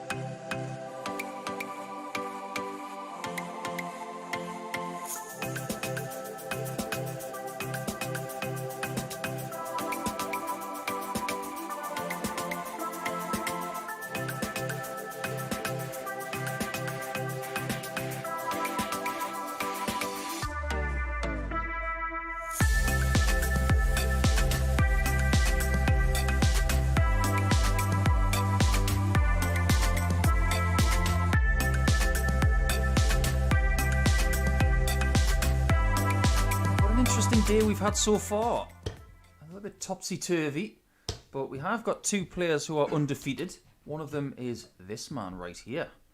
Robert Thornton, the 53-year-old from Saltcoats. And he's looking to triple down on his efforts today against the 31-year-old from Andover, Jamie Kelling. The last time Jamie played a day in the Online Darts Live League, he was not defeated at all. Well, quite the opposite today, as he has lost out to Richard North by 4 legs to 0. And to Alan Norris by 4 legs to 2. Time to maybe get some points on the board, Jamie. But it doesn't come much more difficult than playing Robert right now, who survived his first game against Corrine Hammond. And then after that, beating Richard North 45. for the first ton plus average of the day. Scary thing is, it should have been more than 100.73 45. because he was only 36% on his doubles. Doubles percentages, however, do not get you wins. 180. Just ask Nathan Girvin. His last two losses, 4 legs to 3 in both of them, and his doubles percentages have been 50% and 75%. The key to Robert's success today is giving himself more chances and getting a little bit of luck. On the whole, he has been very, very good. 125. First crack at a finish goes to Robert. 95. He knew his numbers there, didn't he? No hesitation after getting the treble 19. Well, that one's a bit of a climber. That was way above its target. 134. And both of those were in exactly the spot that he wanted. Does it matter? Not usually when Robert's on tops. Now, when he played in week 2, he was not good on tops early. But the really bad sign for everybody today is that Robert has been excellent on tops early. So 1-0 here, and it's a bad thing for Jamie Kelling, and also bad for everybody else, that he is finding that section of the board with such accuracy and such timing. 60. He's already said this year that he's not going to retire. He wants to get back onto the PDC circuit in 2022. That's his goal. Whether it be via Q School next year or potentially 85. via the Challenge Tour when it returns. Now, don't underestimate that there is a big tournament happening in 2022 and names are being revealed for that tournament almost by the day. Robert Thornton is over 50. How good do you think he would be in World Seniors event? 82. If you're not aware that there is going to be a World Seniors Championship next year, where have you been? 95. Get yourself following World Seniors on Twitter. All sorts of names have been mentioned. Look at Thornton trying to leave himself on 100 there. Surprised he didn't go for that third treble 19 really, because the lie was really good. 41. There's a smile on Jamie's face, but whoever he plays today, they seem to be finding the answers. Oh, 70.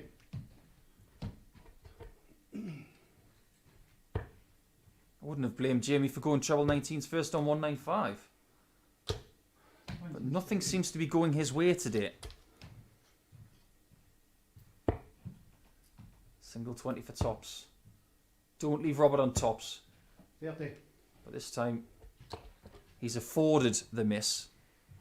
Because Jamie is north of 170.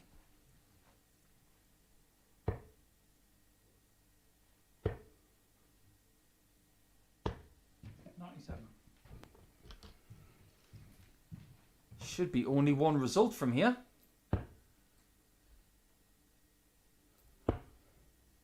That's a bad dart though. And 3. But that's a very good one. If you throw a bad one at double 10 when you got 3 in hand for 40, if you've got 1 left, you only need 1 good dart. It doesn't matter what you did previously, and that's exactly what Robert does to take a 2-0 lead. Halfway to victory.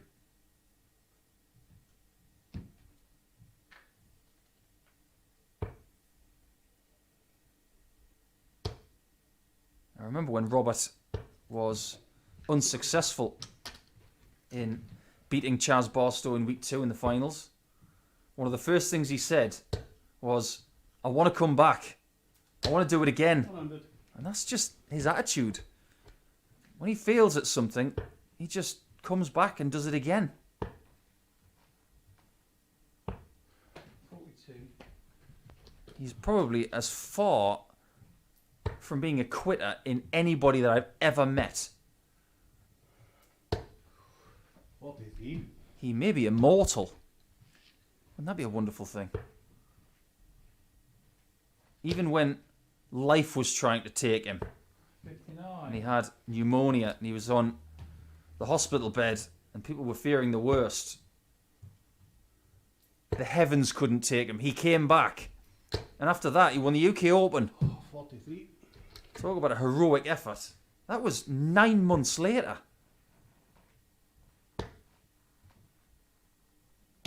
96. I remember getting the phone call from his wife Christine saying, it's not looking good for Robert, and I was starting the car to go up to Glasgow.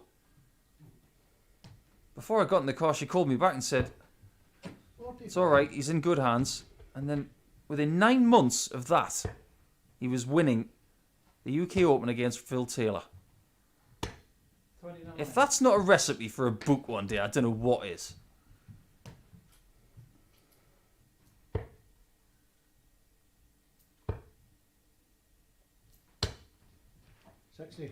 The only book that might be a tiny bit better is Richie Burnett's, which I'm sure all of us have already got on our bookmarks ready for when it's eventually written.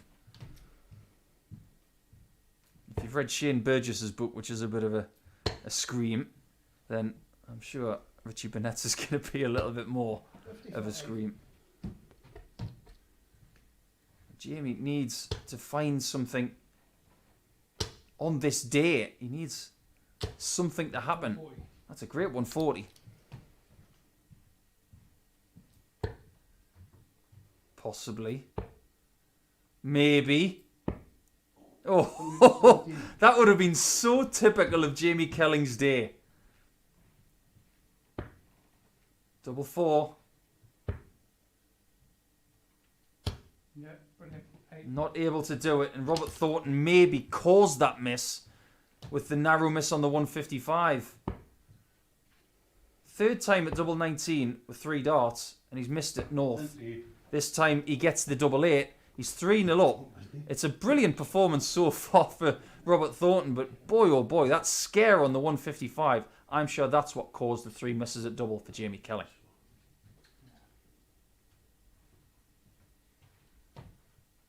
It's almost like they're playing for the same team. They've got the same shirt on. I assure you that when they woke up this morning, putting that shirt on, that they weren't meaning to wear the same as the other person. 49. Robert hasn't donned his favourite blue dart shirt in a while. I think it's because he really likes the one he's wearing.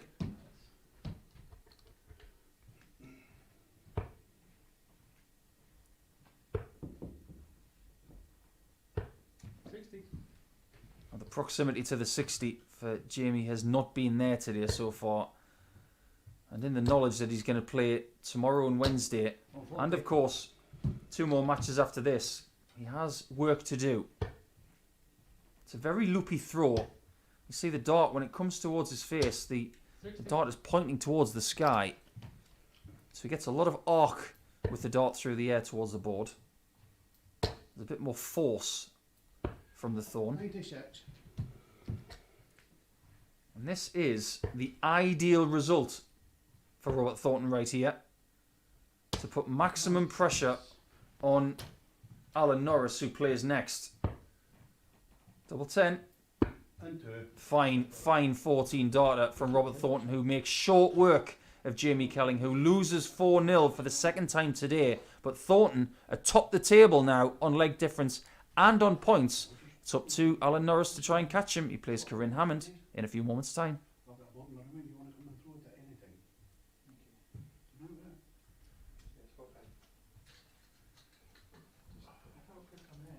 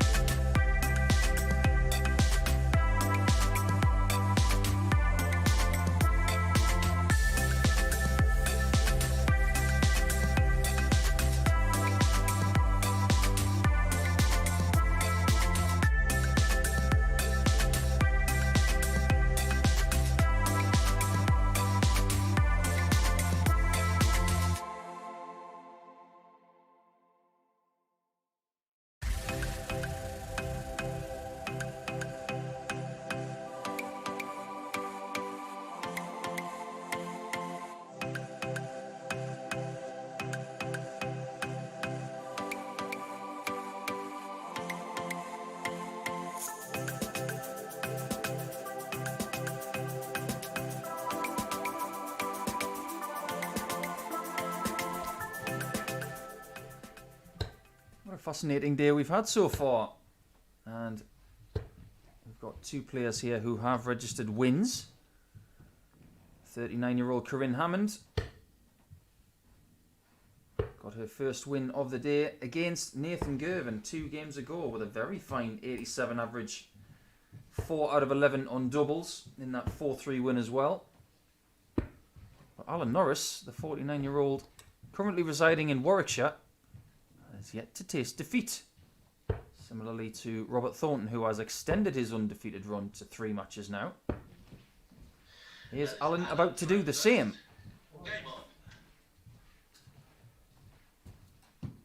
Has been impressive today, Alan Norris. But you get the feeling that there's more to come. And that's enticing and exciting. Because when you watch Alan Norris play, it's never boring. It's because he's very good, he's very unpredictable, and when he's on stage or playing on camera, he is one of those players who just seems to have it. The it factor.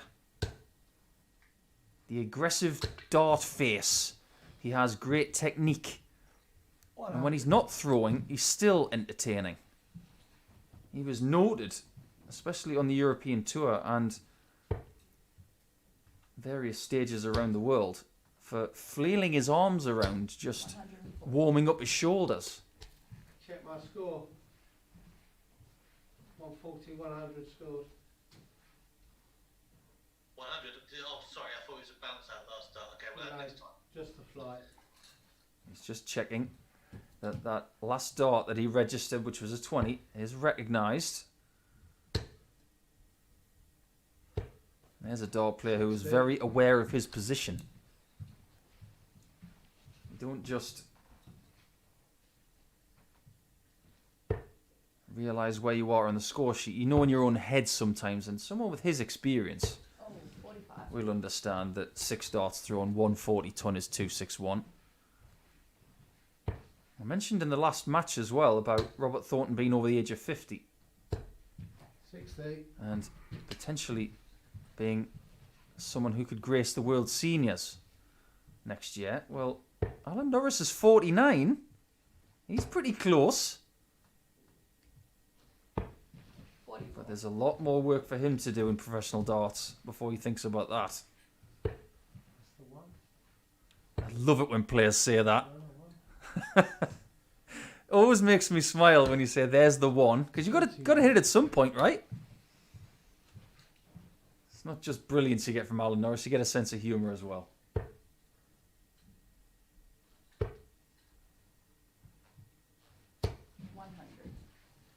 Pressure applied to his 120 after only scoring 21 with his last visit. And he has handed the opportunity to Corrine Hammond to take the lead here. It has to be said.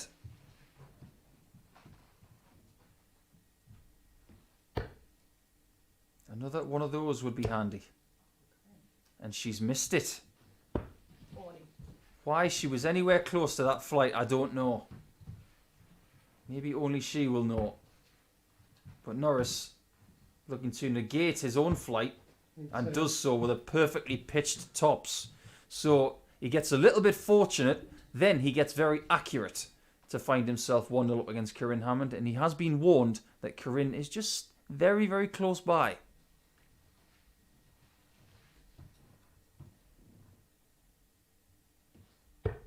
I've had Matt Norris get in touch on social media this morning saying enjoying the darts, helping with the work from home. Well, that's one of the beauties of the Online Darts Live League. You can watch it whilst working from home if you're using multiple devices.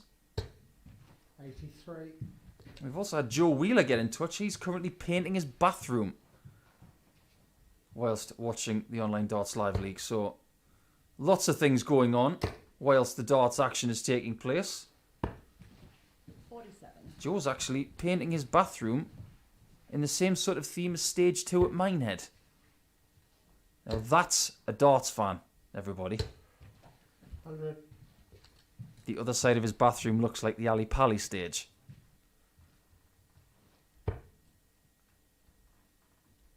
Now, so far in Group A for day one, 45. it's been pretty much dominated by the excellent performances of Norris and Thornton. And based on their CVs within the game, it doesn't really come as a shock. What will be the response from the likes of Richard North?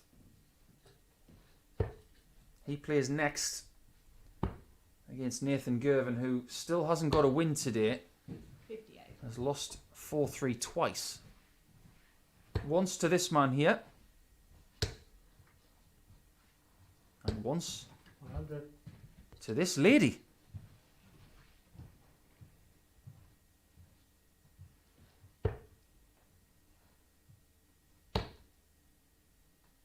She's not going to get to a finish here. So Norris has got a bit of time on his side 36. against the throw. Perfect. And 97. I'm really surprised he went for the 51 because the lie was so good in the 60. He could have easily got another one and just went for a nice big 9 or a big 1 to lay up for a 40. possible one darter.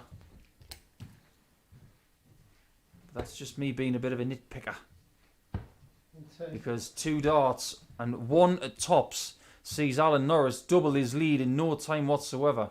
On the doubles today, he has been so pinpoint. Very hard to beat when he's scoring well and doubling so well as well.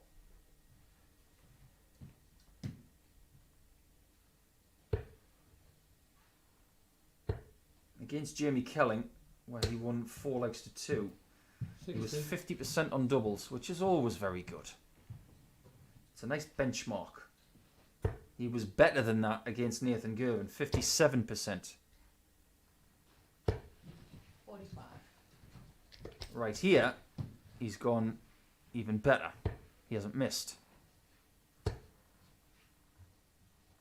I have to say, the doubling today has been impressive. A couple of dodgy legs in the early proportions of today's play, and you would expect that. But we've had some blockbuster doubling from people. We've had the biggest finish of the day from this lady here, a 142 on double 11.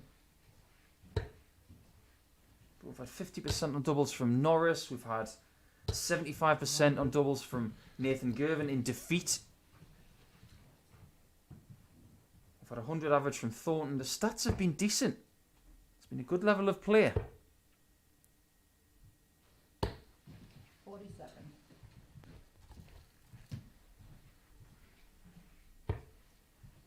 A 1 dart lead here going into the middle portion 100. of this leg, and that last dart ton makes things very difficult for Rinnie because she needs to go 19s first here, and now it has to be 2 treble 20s to leave a finish. 59.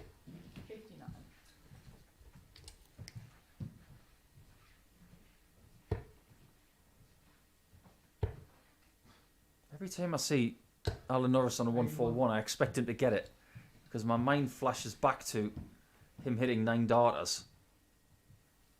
140. Great 140 there to get to a finish. But Norris, who has not missed a double yet, goes for tops. Oh, yes. 50. Well, that was his best impression of an insurance dog, saying, oh yes, but it was oh no, because he missed twice. That's oh no for Hammond, who can't get a shot at double 50. from 110. First start here, ideally, In one. would be right there. I was just going to say it, just a little bit above the wire to give yourself a guide, but failing all else, why don't you just hit the bottom right corner and get yourself a 3-0 lead? Because Alan Norris, whatever he does, it seems to be working today.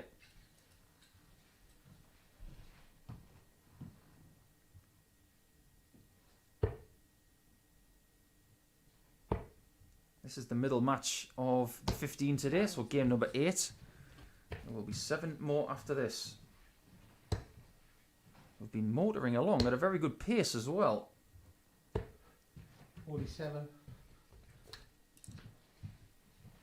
When I looked at this schedule of players, I did notice that none of them were particularly slow.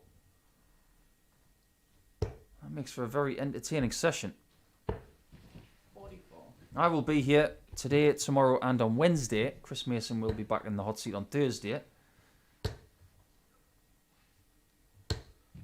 125. Chris Mason gets the joy of calling in some Wes Newton performances as he makes his Online Darts Live League debut on Thursday. Don't miss that. The multiple PDC title winner. It's probably good that I'm not in the commentary seat because I've got too many bad news stories when it comes to Wes Newton. Because he robbed me of so much prize money over the years. So I think the fact that I've got other duties is probably a good thing for the end of this week. Even though I do love Wes. 45. Who will be playing alongside him? If Norris keeps going like this, it won't be him. 140. Because if he finds himself at the top of the table after Wednesday, he will be playing on Saturday.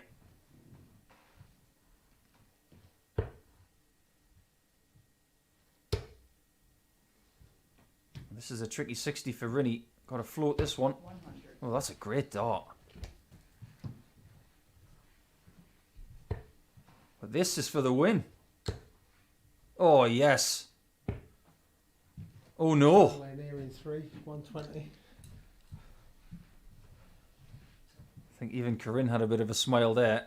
Maybe it's because she's getting a shot. And that's the second time she's pinned that double in one dart. The last time she hit it, it was to win the match against Nathan Girvin. But this one keeps this one still going at 1-3 down for the Aussie.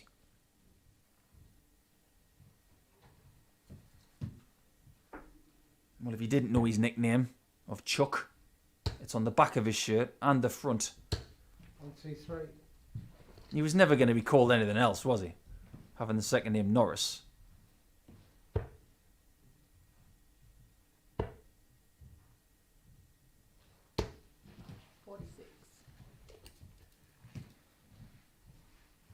Alan Norris is also one of the only players that has had a foul dart called against him on stage. 60.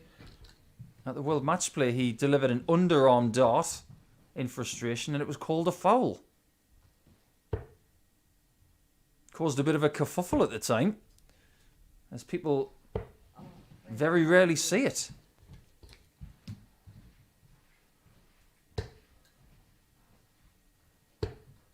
You know what they say, you learn from your mistakes. 54. Sometimes those things never got called on the floor, but on the stage, everything gets seen.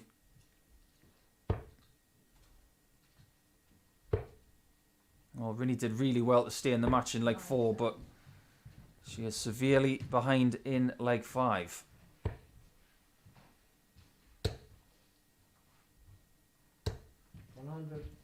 And most definitely in trouble here, needing a 180 to get to a finish. She's had plenty of those today, though.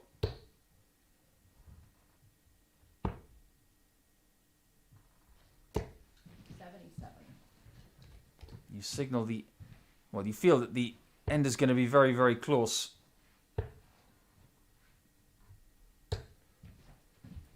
Especially when the 1-3-2 is hit to leave double 16. We haven't seen Alan down in that corner very much today so far. He's been favouring tops a lot. But a different target now for an extra 2 points to join Robert Thornton on 6. No problem whatsoever. And the tussle between Alan Norris and Robert Thornton continues. They're creating distance between themselves and the rest of the field. What happens with those two, we will stay on that for the rest of the day. But first, we need to have Richard North, who needs to get closer against Nathan Girvin.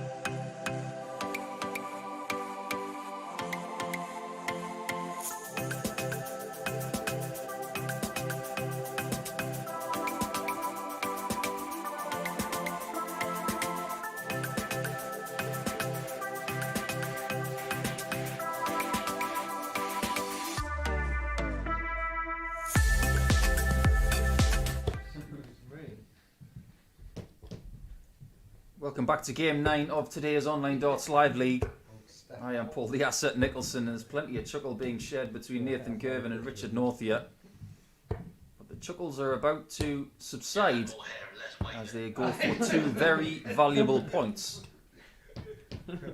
Richard got 2 points in his first match of the day against Jamie Kelling, and all seemed so simple when he won 4-0. Since then, it hasn't gone to plan.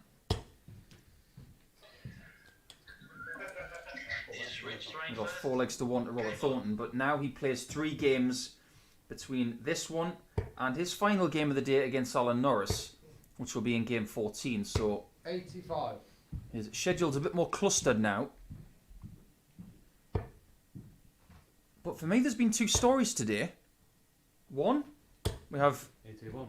2 undefeated players, Thornton and Norris, and they will play each other next. So one of their undefeated streaks is about to end. 100. But the other one, when you look at the statistics, is really interesting. We've seen excellent doubling from most players today. But even the players not winning the matches have had excellent double statistics. The last match is a great example of that. Corrine Hammond lost 4-1. 140. She only got 1 shot at a double, and she hit it. Look at Nathan Girvan in his 2 performances so far today. 140. He has lost 4-3 and 4-3. In the first game, he had 75% on doubles. In the second, he had 50% on doubles. So I have to say, for all players today, they have brought their doubling boots.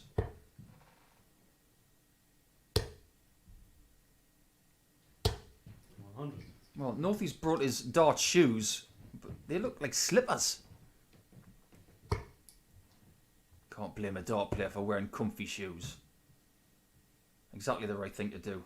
Yeah, And that's exactly the right thing to do, but more evidence of the good finishing that we've seen today. More from Northie with those elongated stems. If you keep hitting finishes like that, keep them in, Richard.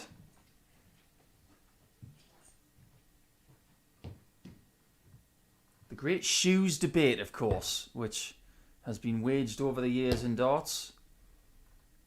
There is, of course, a rule within the PDC system that all shoes have to be black. Or indeed, brown shoes are allowed.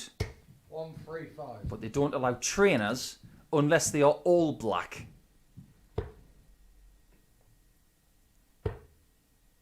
I myself 44. am about to say something maybe a little controversial. I don't think there should be a rule when it comes to the shoes element. I think that's a bit antiquated. 45. If you look at some of the players playing in soft tip in the Far East, they play in high top trainers. And I think it looks fantastic. 96.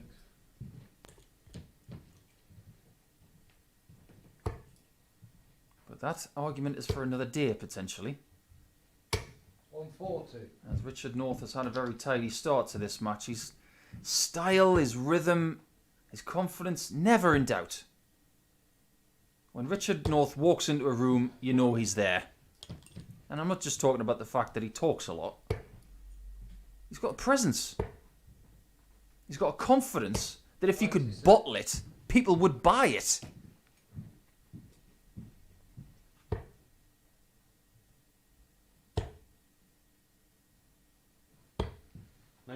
Looking to make short work of Nathan in this match, potentially to drag himself into the race for the top spot today. He's definitely not out of that. Tops,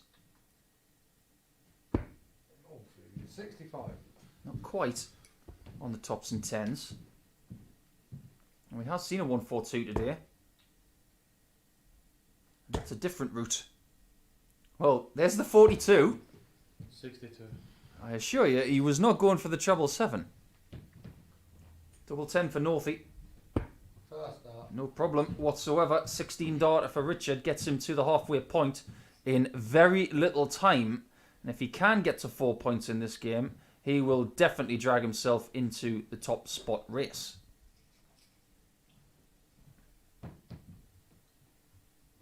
can still register 8 points today. Can Richard if he beats Nathan. 57. Next game is against Corrine Hammond, and then he will finish up against Alan Norris in match 14. 140. If he is going to get top spot today in the table, he'll probably want an Alan Norris victory 123. in the game against Thornton next, because then if he beats Norris, he'll peg him back. He's already lost to Robert. 57. But it might come down to leg difference as well. As it stands, 6 points for both 6. Norris and Thornton. Thornton on +8 in leg difference, +6 for Alan. But a big win in this match 58. would swell Richard North's. He's currently on +1 after that heavy defeat to Robert. 140. I'll have to say, he's looking impressive in this.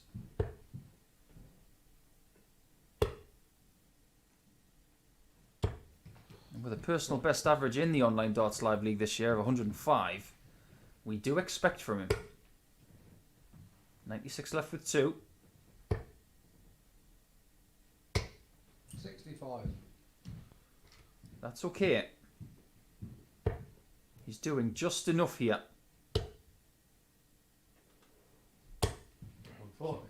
And now he's just got to find himself one of either the first shot at tops or the second. Or a double 10. Yeah, I'm 3. Well, double 10 is a very, very good friend to Richard North. And when you are good at tops, you do have to find a little buddy next to it sometimes. And double 10 has been a friend to him. Not just today, but in previous times as well. 3-0 up. And looking to make Nathan's day even worse. 125. It's not that Nathan has played poorly. He has doubled excellently. 60. But he hasn't scored as well as his opponents and hasn't had enough opportunities to take a match out. 140. He could be the player this week that gradually gets better day on day. Strikes me as the kind of young player that will thrive playing every single day this week leading into the weekend. 100.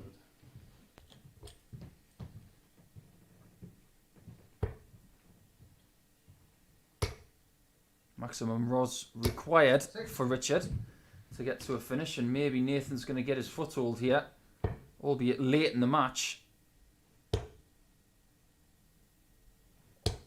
60. There's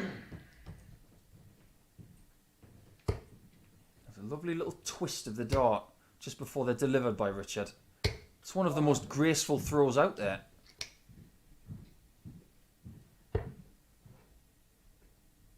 Could be a graceful ending. Well, now it's double 12. 52. Seen a couple of occasions today where people have had somewhat serendipitous attempts for the end of a leg. 130. Got to get it done, Nathan. Richard's knocking on the door of victory. Can't miss double 6. Well, he doesn't. And the way he's doubled today, he didn't expect him to miss one of those 3 shots. He hasn't. And he has managed to stop Richard North from getting any match darts whatsoever. So it's 3-1.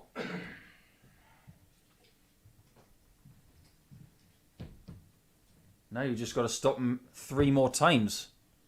Sounds simple. Anything but. 121.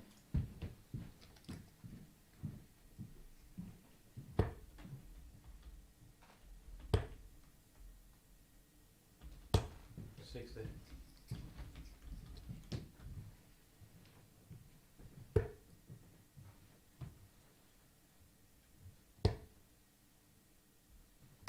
100. I have to say that watching Northey over the last few years, he is one of the straightest players I've ever seen.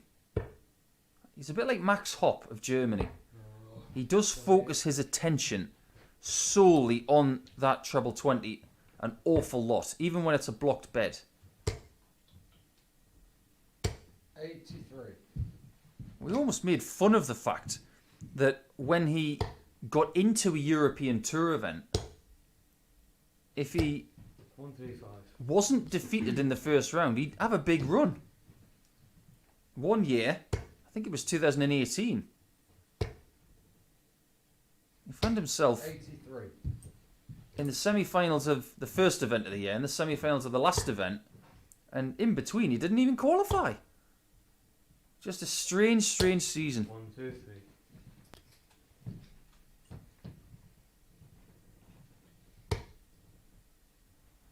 Another chance to win the match right here. But he still hasn't had a match start. And that's how you beat people. 49. It's only the small ask of a 155 here from Nathan. To keep this match going. Still possible. 139. Will Richard get his first match start here? Will he get a match start? Yes. Double 4. Yeah, And it's all he requires. That's a classy kill from Richard North. A 4-1 victory, but when he gets the chance, taking care of it immediately, that is exactly what builds confidence. And he will feel more confident now that he's on 4 points. Just 2 points behind the next two gentlemen at the Oki, both undefeated. One of them is about to taste victory for a 4th time today. It's Alan Norris and Robert Thornton next.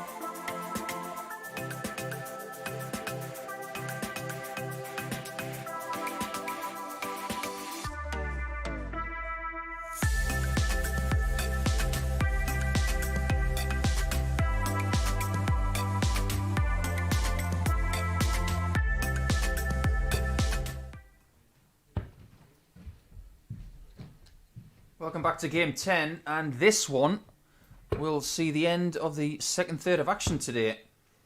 We will go into the final furlong with 2 more games for everybody left, with these 2 undefeated players looking to extend that run. But this could be, without a doubt, the game of the day.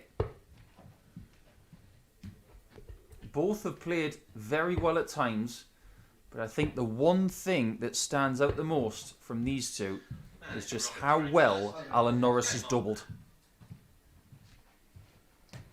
Could it be the telling factor as we go into our 10th best of 7 match of the day?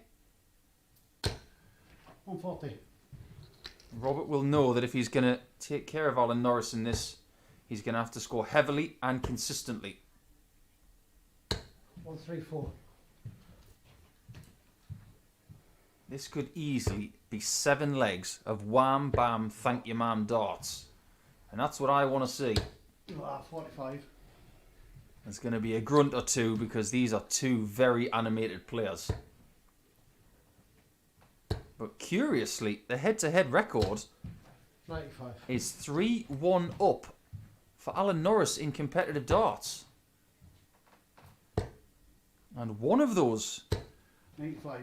wins for Alan Norris against Robert was in the World Championship in 2015, where Alan won 3 sets to 0.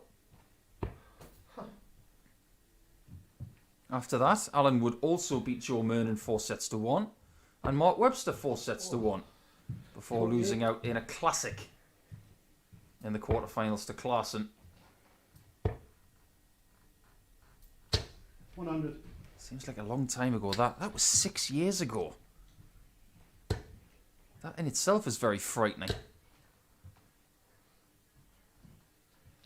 All of the other times that they've played each other, they were in Players' Championships, but Robert has not beaten Alan Norris 57. in 6 years. Almost to the month. Norris looking at the bull. Is he looking at the bull again? Yes, he is. Oh, that was such a good try. 107. With an open bed and a bit of a guide on the right-hand side, you figured it was be under threat. His top's under threat. Oh, 24. I love the reactions of the misses. It's just adding to the tension here. Double 10. In 3. Not missed this time, and Norris does take an early lead. This game is 1 leg old, and it's already providing drama. Well, it is a battle of the undefeated players, but I'm just loving the noises made by the people who are missing. Early break of throw, definitely part of the Alan Norris script. 137. A player that cups that dart with a lot of interior handwork. A lot of fingertip work there from Robert delivering his dart. But look at the grip of Alan Norris. The dart is almost invisible until he delivers it. 100. Just goes to show how much of the inside of his hand is over the barrel and the stem. You don't coach that kind of grip. 60. That's the kind of grip he's always had.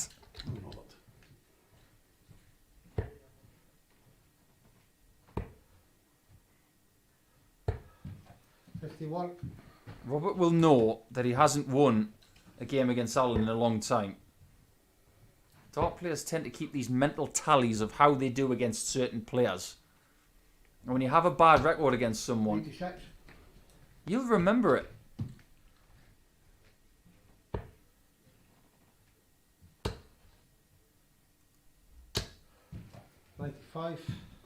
On the flip side, Norris will remember that he's had good success against Robert as well. And for some reason in this match, that treble 20 bed is being peppered on the wrong side of the wires by the Thorn. 58. And he's in a bit of early trouble here. 60 to leave tops. 65. And again, he's on the wrong side of the wire. When Norris has had this today, he's hit it. Oh, double. Another grunt. He didn't want to hit the tops. He wanted the single. And it just scuppered his plans. Can Robert hit tops? Oh, really? I'm afraid that is Okay, a single one for Robert. I mean, Norris was nodding his head in the background, expecting Robert to hit tops. Double one. In 3. Really good hit. Under pressure. Even when Robert's on a really shoddy number like 39, you think he's going to take it, but that double one, what a pure dart that was to double your lead to 2-0.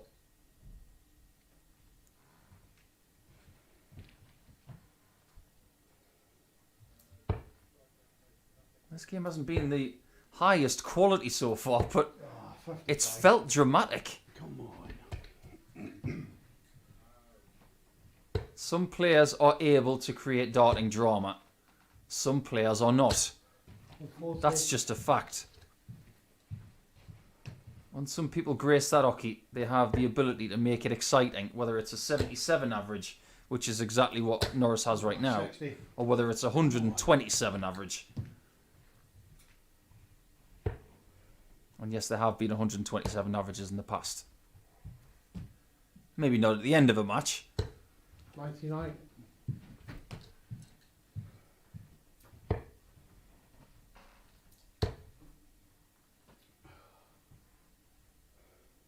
One interesting statistic is looking at people's highest average that they've ever recorded.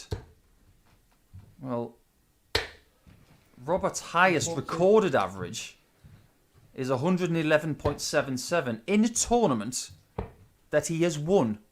The European Darts Open in Dusseldorf, one of the best arenas that is no longer used on the PDC Tour, the Maritime Hotel in Dusseldorf. Oh, last. 48. But he is a far cry from that 111 in this match. It just hasn't happened. Starting to happen here. 180. Finally, he says. And it might give him a chance. Can Norris shut the door? 34. He goes over the top of the door. And without hesitation, Thornton is back at the hockey. Looking for tops again. 48. But it just seems to be slipping away from Robert. Norris seems to be getting more chances, more opportunities. A little bit of fortune.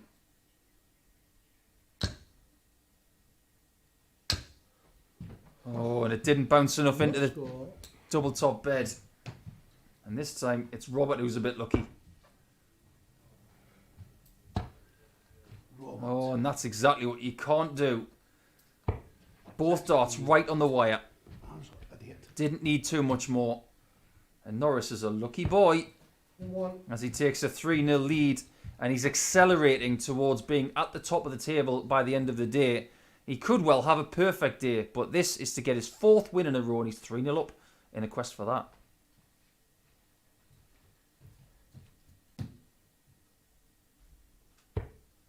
A 4-0 win here against Thornton. 180. And his leg difference would swell to plus 10. He would halt Robert in his tracks and put his down 100. to plus 4. And he would only have one match left against Richard North. Alan. 100. And that would be for the perfect start to the week. 10 points from 10. 125. You get the feeling that Thornton really needed the maximum there. Oh. 45. I think Alan realised that was a bad dart before he even threw it. I think he may have been out of position body-wise and he just couldn't rescue it. 60.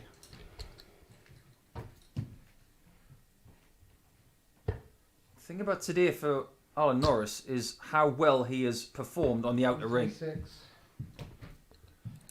57% against Nathan Girvin. 50% against Jamie Kelling. 57% against Corrine Hammond. It hasn't been as good in this game, but it's still been too good for Robert Thornton. Team in one. Because that is it. 13 Darter finishes that with a bit of a flourish. But that is 4 wins from 4, and he's only 1 win away from a perfect 10 points for the day. So, it's up to the others to try and stay in contention. Jamie Kelling and Nathan Girvin will play each other next, and they're still looking for their first points.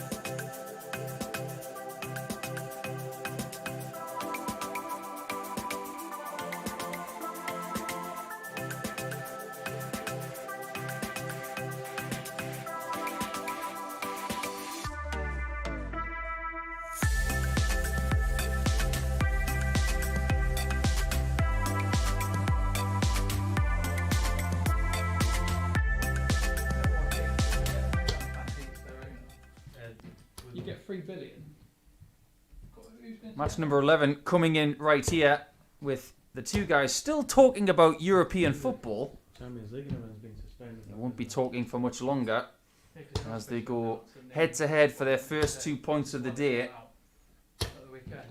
It just came out of nowhere. Jamie Kelling Yeah.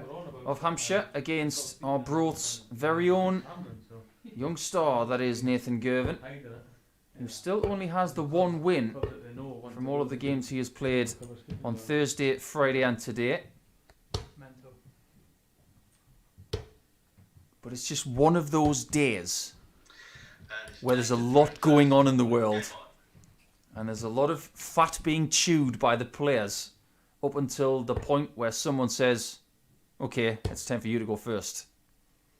They're talking about European football, they're talking about darts, they're talking about helicopters being flown on Mars. Yes, that actually happened today. 140. What a world we live in. I would have thought 18 months ago that we'd be doing this. 58. Playing the Online Darts Live League on a Monday morning in sunny April with Jamie Kelling and Nathan Girvin. Well, 140. that's what we've got. And what else we've got is Alan Norris on 8 points at the top of the table. Next 81. is Robert Thornton on 6 after that heavy defeat to Alan in the last match. And then Richard North is on 4. 55. Robert only has one match remaining, and that is against Nathan Girvin in an all-Scottish clash. 86. The remainder have 2, apart from Alan Norris, of course, who just has the one left against Richard North. 83. And Richard North is the only person who can prospectively catch Alan Norris now, 99. because his leg difference is at plus 10. 16 for Bull. 18 left. Well, it was the treble for double 9. Somewhat risky try. With Girvin on 20 in tops. Oh, that's the risk, isn't it? If you don't get enough height, that backboard of a dart can bust your score. Yeah, I'm on. And Jamie Kelling takes full advantage of that. There you see the risk of having that upright angle on that 80 checkout. That one has bitten Nathan Girvin, and Jamie Kelling has taken the opportunity to go 1-0 up.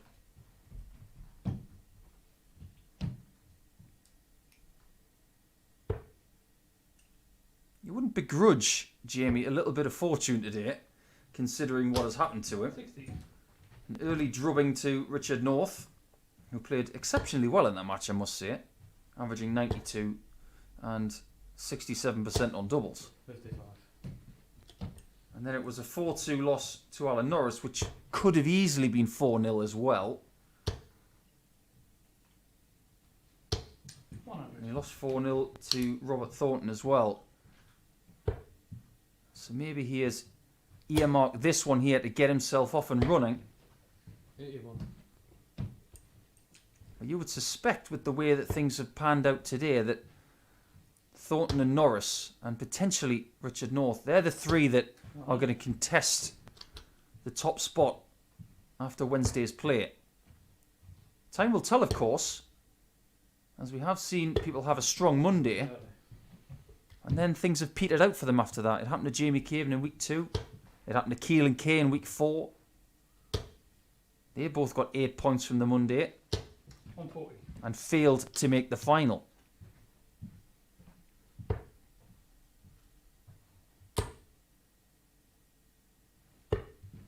But making the final is no guarantee of success either. Thornton won Group A a few weeks ago and didn't win it. Jamie Kelling is looking to win leg 2 69. and just misses out on that on double 16. Can he find the 60 with dart 2 this time? 60. And this one just seems to be getting away from the young man from Arbroath. Double 16. Yeah, and 2. Very fine, aggressive dart there from Jamie Kelling. He was going to be nowhere near that double 16. Didn't want to have that flight in the way. And he did flirt with that double 11 just a little bit, but it dropped to a nice angle to give himself a 2-0 lead.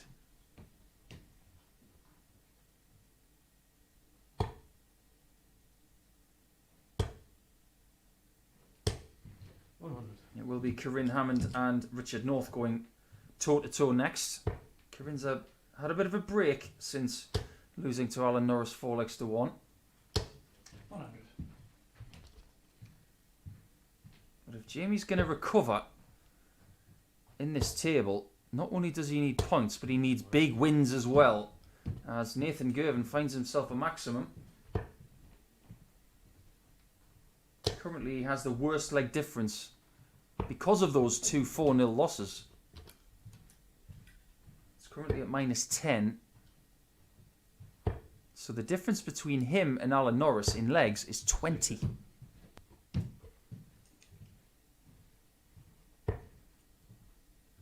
The first dart in this match from Jamie has been better. 100. With the exception maybe of his first 3 darts of the day, which was a 180. Since then his first dart has not been that consistent, but it has been better in this game.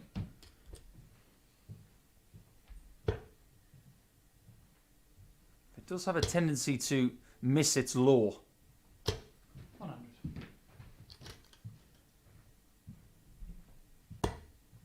Nathan's turn to have the better opportunity. And the young man does his maths very well and very quickly to leave himself on double 16.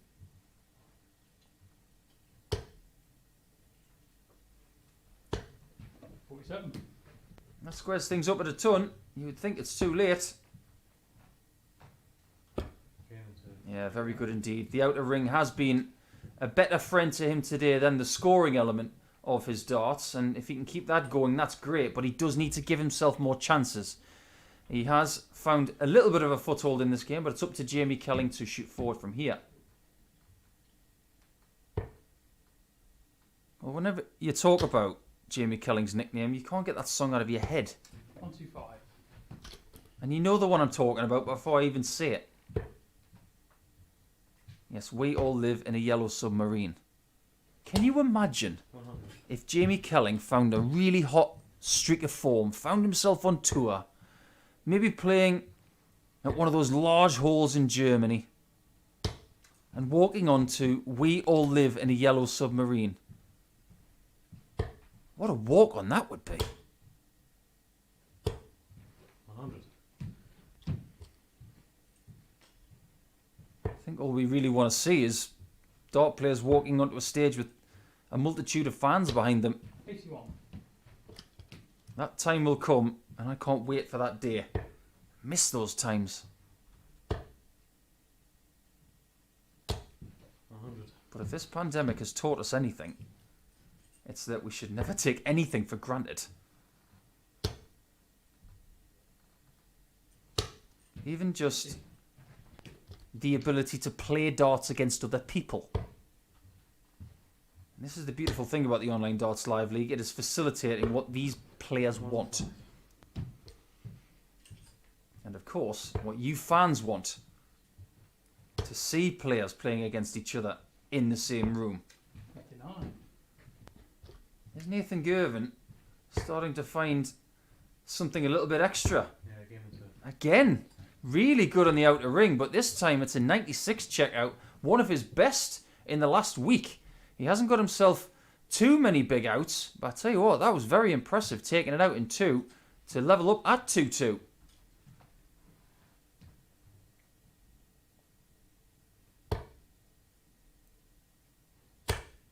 He's given those darts a little bit more oomph.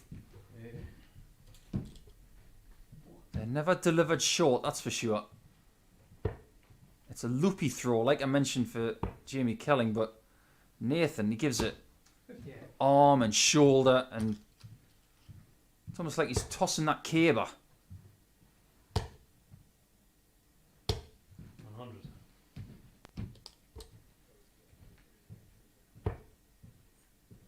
Be fascinated to see how the Scottish players get along at Nienhausen this weekend at the 3rd Super Series. And I'm sure Nathan will be tuning in to see how Alan Suter gets along, to see how his season progresses. Probably the Rookie of the Year so far. 58. After being 2-0 up, Jamie Kelling has allowed Nathan Girvin to get into this match. 140. But to Nathan's credit, he has upped his level of performance.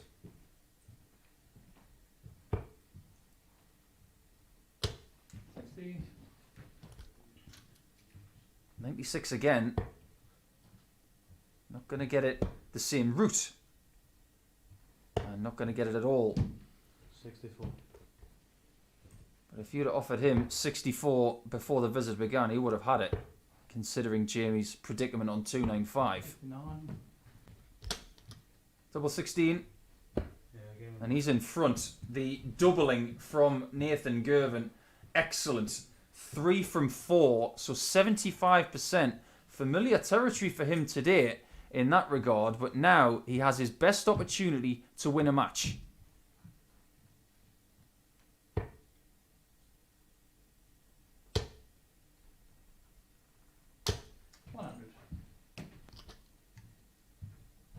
The doubling from Jamie Kelling hasn't been bad either, 40% for him. But the scoring has disappeared since the beginning of leg 3. Nathan's average is 10 better than that of Jamie's. And if Nathan was going to have a conversation with anybody in the practice room about 83. the pressures of being a young player, he'd do himself a favour in having a chat with Jamie, because we know that he did really well with the New Kids on the Hockey project some years ago. It didn't really happen for him after being a good young player. He wants to come back now, but just because you're a good young player doesn't mean you're going to make it. You have to sustain the hard work and the sacrifices. 140. Full credit to Jamie Kelling, who has found some scoring in this leg to try and take us to leg 7. Leg 7 it will be if he finds double 16. Yeah, 3. Yeah, that's much better. That will give him a lot of confidence going into the last leg of this contest. Nathan Girvin has the darts in the last leg, but after that 101 checkout, I think Jamie Kelling will feel a lot better about his possible chances.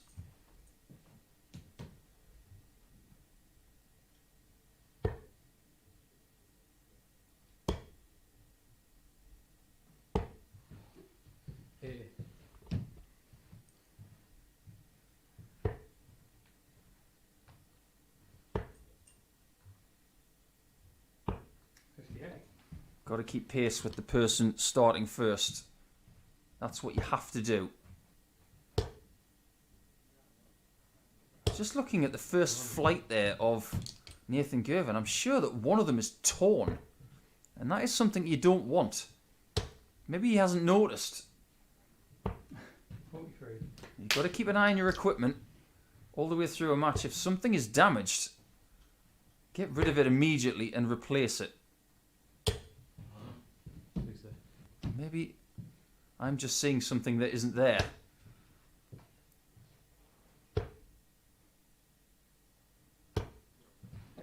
What is there for Nathan Girvin is the finishing line a little bit closer to him than it is for Jamie. Especially now. Fantastic natural stuff there from Nathan to leave himself on a finish. There's a somewhat languid walk towards the back of the room. Playing without pressure. Don't hit the 60. And he realises it's similar to the last time he was in this predicament. That's an excellent single. He's bust 80 today with 2 darts, but he wasn't going to bust that 140. That would have been a huge mistake. 36. Tops for Nathan Girvin for his first 2 points. Yeah, we'll find out. Brilliant doubling. And Nathan Girvin does win 4 legs to 3. He gets himself off the foot of the table and firmly roots Jamie Kelling there. We will find out if that will stay the case. But next, it is Corrine Hammond and Richard North going head to head as Richard North tries to keep pace with some of the people at the top.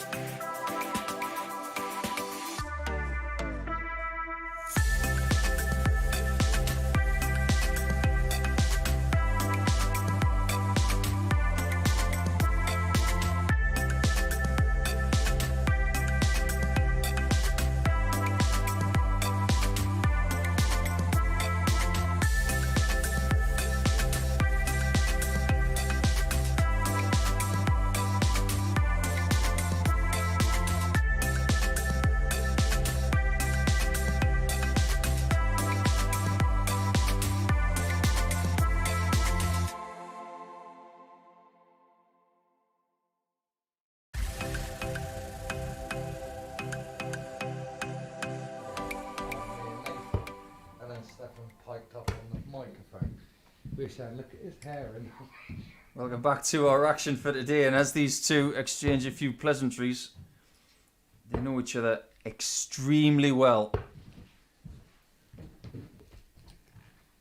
Richard North, who has a cat named after him in darting circles. Yes, that's a true story. We'll get onto that in a second. And Corrine Hammond has lived with said cat. But they now have a best of 7 leg match in their future. It will determine whether Corrine Hammond gets to 4 points or whether Richard North gets from 4 points to 6. If Richard can get to 6, he will join Robert Thornton on that mark. And he will get to second place in the table behind Alan Norris, with a game against Norris to come. 80. So the possibility for Richard North to be at the top of the table by the end of Monday is still very much alive. But he will have to win this match, and he will have to beat Alan Norris. Possibly by a certain margin. We'll get to that in due course. 85.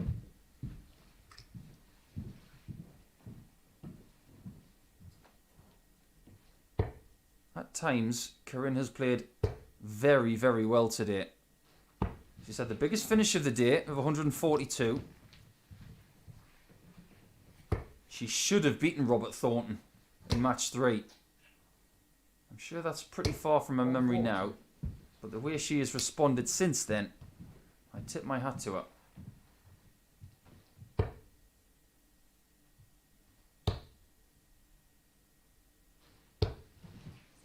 What she has done for Australian ladies darts hasn't really been measured yet.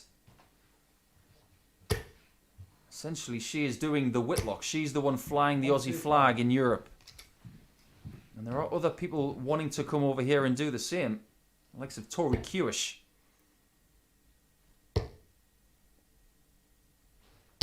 140.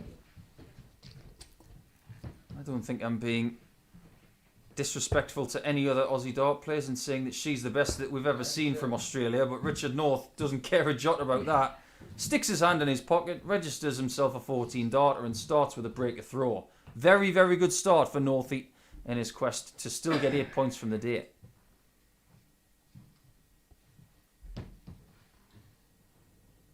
I made a point earlier that 1, 2, 3. playing women now in these kinds of arenas is more commonplace, and that is a true fact. But when I was playing Super League, and they're two very apt words today, Super League, in Australia on Thursday nights, we used to play against the women all the time. And it was something I wasn't used to because 44. when I was younger in Northumberland playing Super League or any local leagues, it was men only or women only. It was segregated. But when I went to Australia, it wasn't segregated. And I saw that as huge progress. 34. I do believe that things have moved on in the United Kingdom since then. And a lot more leagues are seeing women play with the men, which is great. But one of the reasons why Corrine is so good over here is because she constantly practices with world-class talent.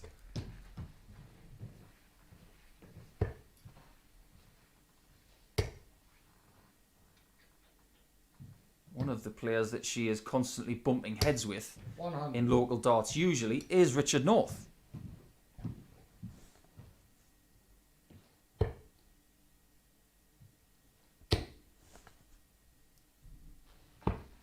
But it's Northie who is the stronger here so far with a 1 dart lead and a finish.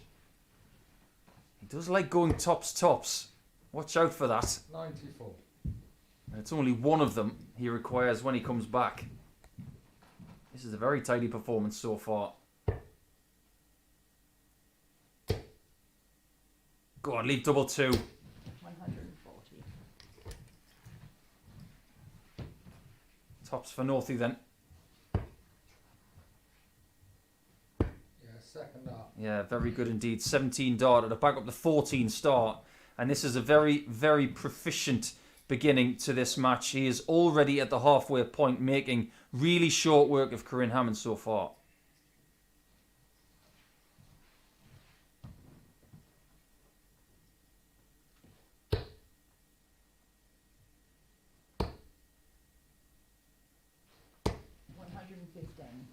So yes, I mentioned that there is a cat called Northie.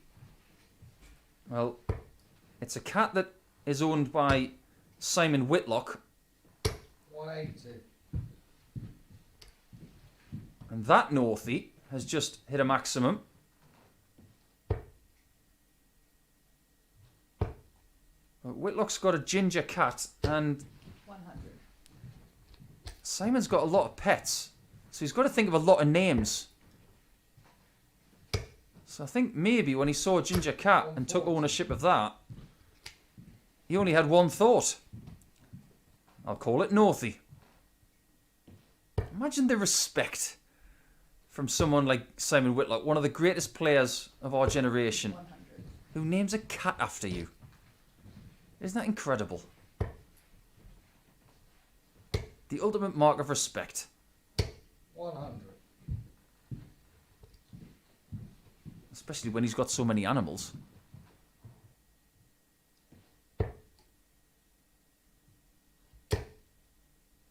Well, Corrine knows all about the animals because she's a former resident at Shea Whitlock. Northie is a resident in the leg winning column. That is just a beautiful 11 darter. You will not see much better than that. He's left his mark on leg 3. He's looking to leave his mark on this match in no time whatsoever. And he's taken care of 42 darts in no time. I bet you can. 67% on doubles. He's playing Corrine like he doesn't like her. Well, that's how you have to play your opponents. I assure you, he does like Corrine. But he's playing like he's got a vendetta.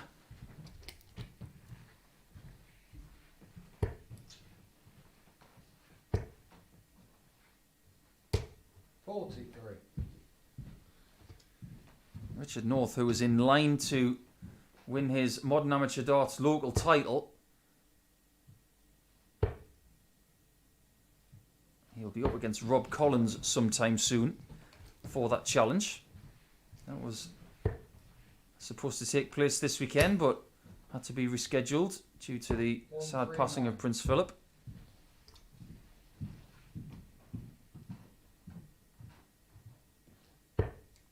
Tell you what, if Northey keeps playing this way, Rob Collins has got his hands full. 58. So has Alan Norris, who has one match remaining against this guy. Look at this. 85. It's a bad last start though. Should be 19s for Corrine. Who is possibly looking at a 4-0 scoreline, 57. which is something she hasn't experienced today.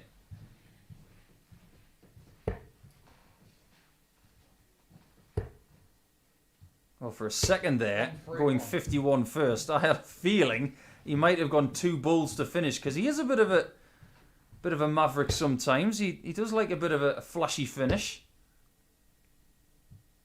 60. He sensibly leaves himself on double 10, and it's for the win. Excellent. When he gets it right, when he plays with fluidity and flow and just with ease, he's such a good player. That is one of the best performances we have seen today, and I don't think we'll see much better. He is definitely in with a shout of top spot. He plays Norris in a couple of games, but before that, we have got Robert Thornton against Nathan Girvin in an all-Scottish clash.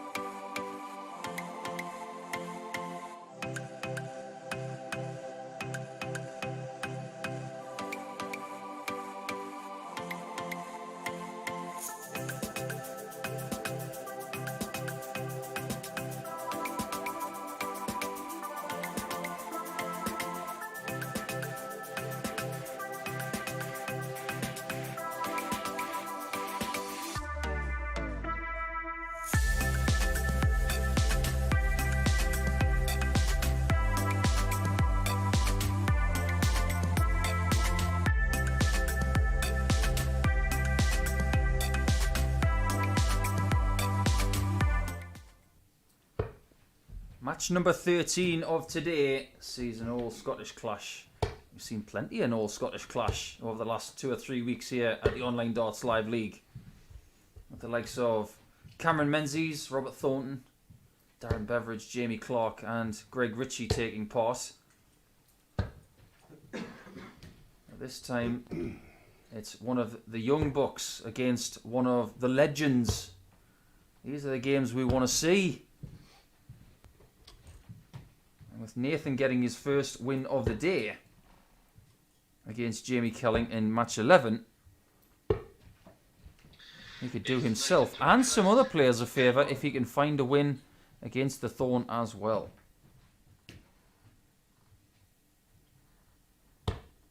Only the one defeat for Robert Thornton today, and that was to Alan Norris. 70. Unfortunately for Robert, that was a 4-0 loss, which means that he is now in third spot in the table, because Richard North has just found his way to second 55. with a 4-0 win of his own over Corrine Hammond. Highest average of the day so far from Richard, 101.9, and another impressive performance on the doubling, 67%. But I have to say, the doubling percentage today overall has got to be applauded. Before this leg began, 41.14% for all players on doubles today. 60. That is exceptional. You look at Richard North on 62%. You look at Norris on 45%. You've got Nathan Girvan on 55% on doubles. That is absolutely phenomenal shooting on the outer ring. 57. Can we get ourselves a 170 here? Not on this occasion. And Nathan will be glad that he's not going to get another 170 hit against him, because Alan Norris hit one against him the other day.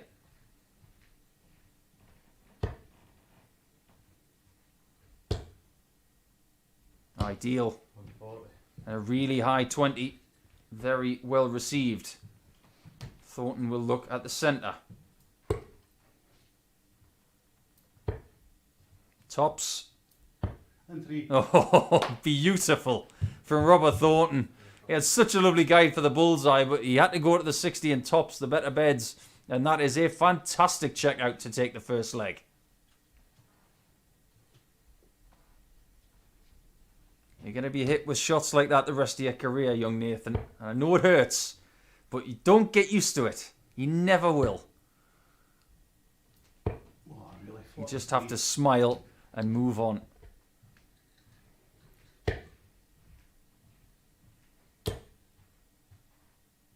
Just more of an example of how good the finishing has been today from everybody. Highest finish of the day so far has come from Corrine Hammond, a 142, but we've had other ton plus finishes. We had a 130 from Richard North, we've had 102 from Norris, 108 from Nathan Girvin. Robert Thornton is the only player up until that leg to have not hit a ton plus checkout, so now everybody has one. So he's just joined the party.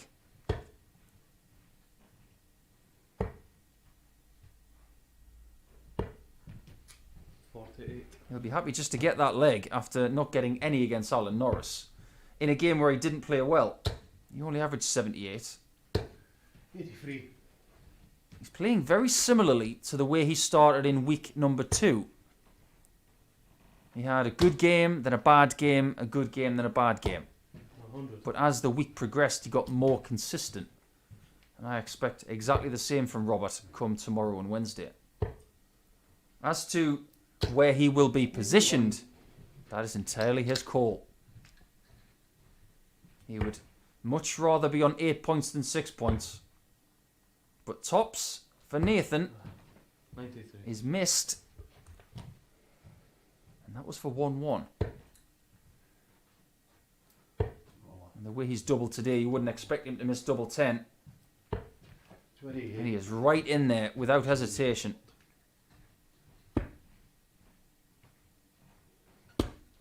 Fabulous. You expected him to hit that because of the way he's hit his doubles today.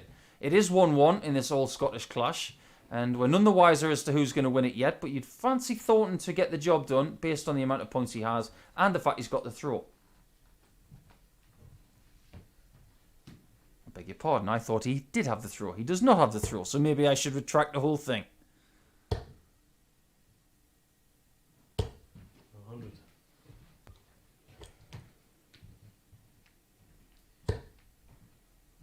I like watching these matches where we're possibly seeing the torch passed a little bit. 20. Not fully, because Robert's still got...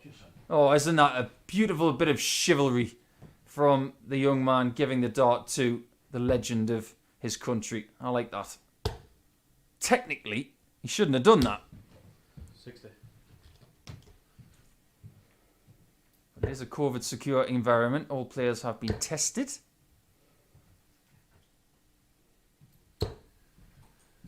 $55.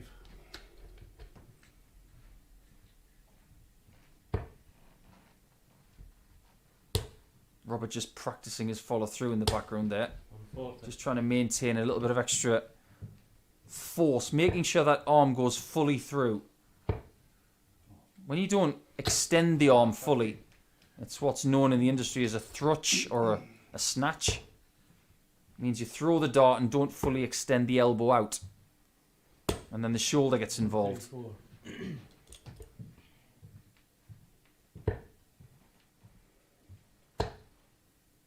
Nathan Girvin is 58. starting to take control of this game. Could well take this 67 out. 51. Very close to doing so.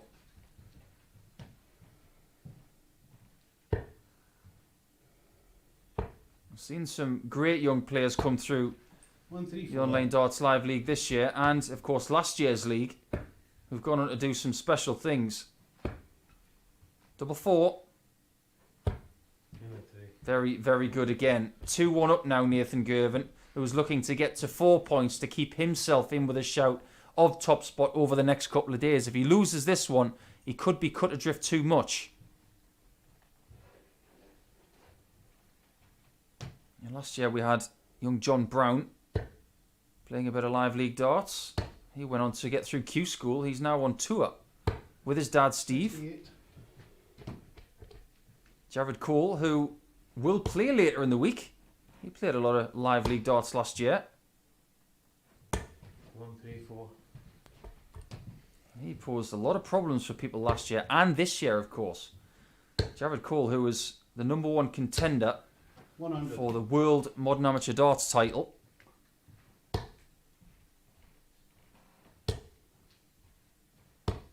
where do you go? 125. I love the young crop of players that are coming through. The likes of Jared, Keane Barry, young Nathan. 100. It's great to see them getting so many opportunities. And I can say that because those opportunities were not there for players like me when I was their age.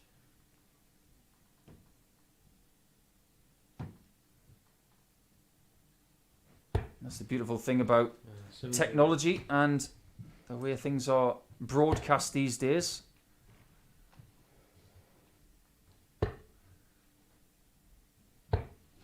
Great counting there from Thornton to get to 170. But he is still behind the young man. 94. He might need something like this to galvanise his challenge in this match. The line has been all over the place, really, in the last few legs. 68. Nathan Girvin,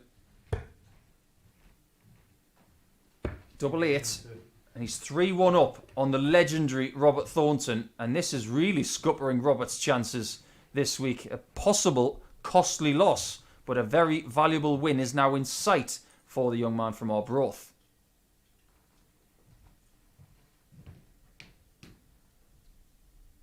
Doesn't like to hang around, does he? Likes to get on with it. And we like players that like to get on with it. 40. Averaging 92 to Robert's 81. So over the last couple of matches, Robert has really tired.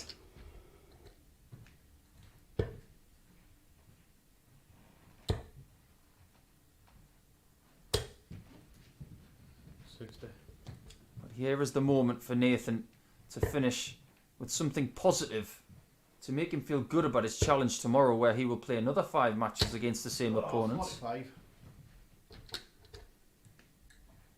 4 points will put him in solo 4th position of 6. 51. And if he wins 4-1, that could wrap up 4th spot going into tomorrow. Doesn't matter what anybody else does. And he won't be that far away from Robert Thornton, who looks like he's going to finish in 3rd at this rate.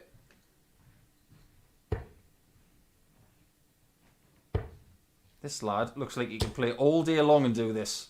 140.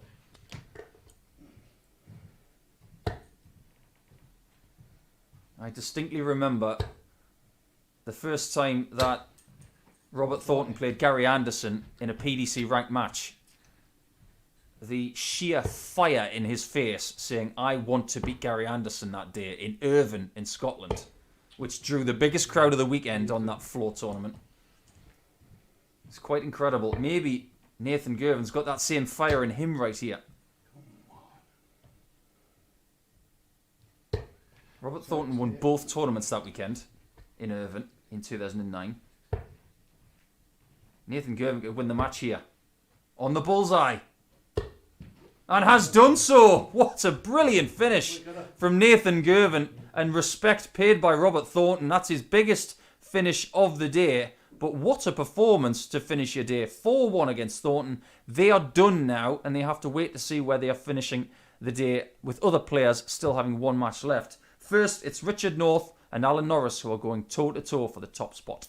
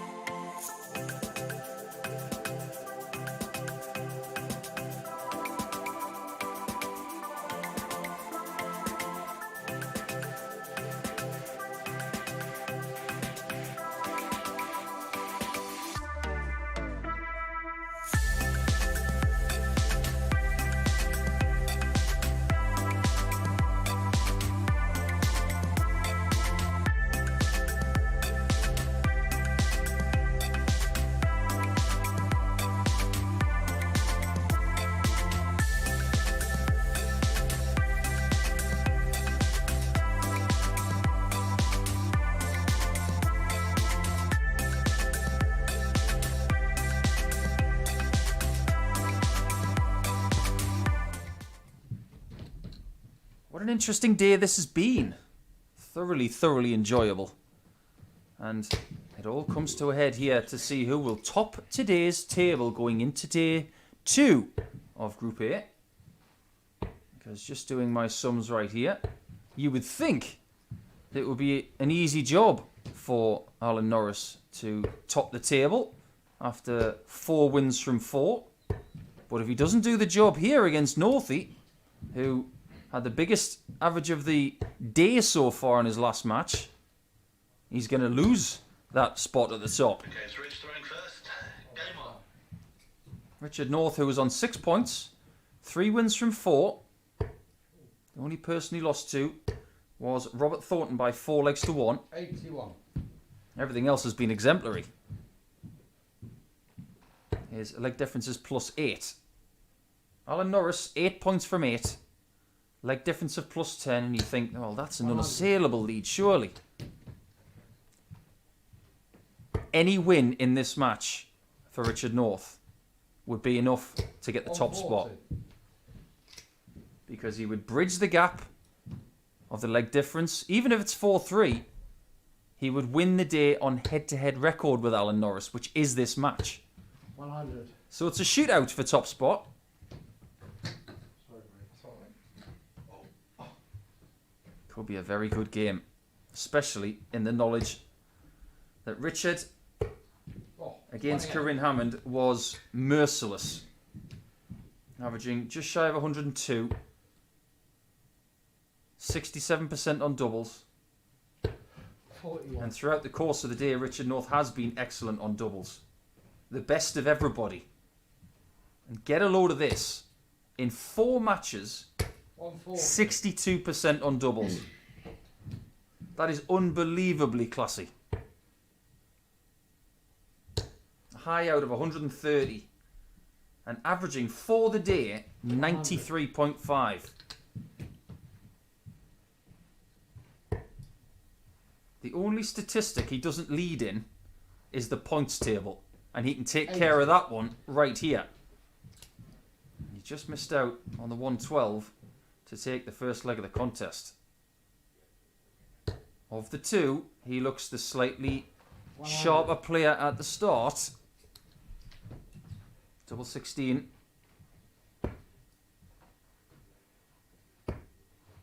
Double 8. Yeah, fair enough. That's a really good dart considering the length of that stem that he's using. Maybe he can use it to his advantage as a bit of a bumper to get itself into that double 8. Well, it's worked in the first leg and he is 1-0 up.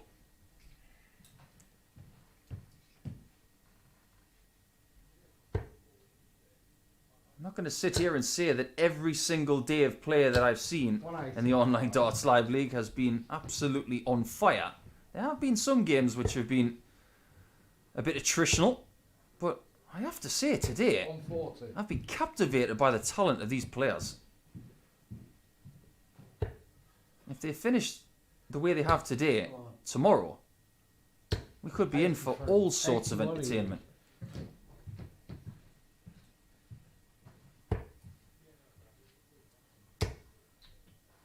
The lead 180 hitter of the day is Robert Thornton. He's got 6.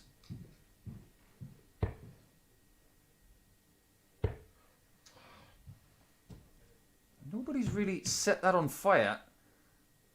Corrine Hammond's got 6 as well. 60. She's got 1 match to go, so she could lead that statistic for the day. Maybe Northie's about to hit the front 140. in that statistic in this match because he's got 4. He's going to need a couple, if not 3. Oh, that one looked like a painful dart. Maybe a bit of a shooting pain up the old sciatic nerve. That is something that a few dart players have struggled with over the years. It's to do with the positioning of the body. Oh, I love it when dart players call themselves by the nickname.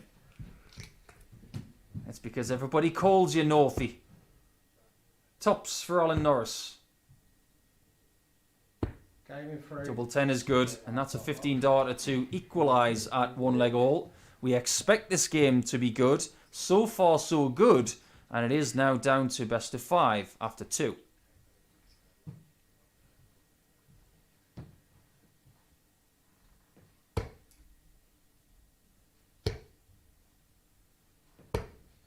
40. Judging by the way these guys are playing in this game, I'm going to get me some of those comfy shoes that Northie's wearing. They look like boat shoes. I can imagine Richard North on a boat. Setting sail with a 80. nice captain's hat on. There's an image you're not going to get out of your head for the rest of the day. 100.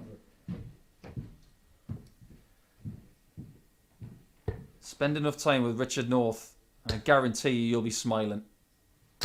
180. I said earlier, if you could bottle his confidence and sell it, 95. he wouldn't have to throw any darts anymore. He'd make plenty of money. And it's not arrogance either. It's just sheer confidence in his own ability.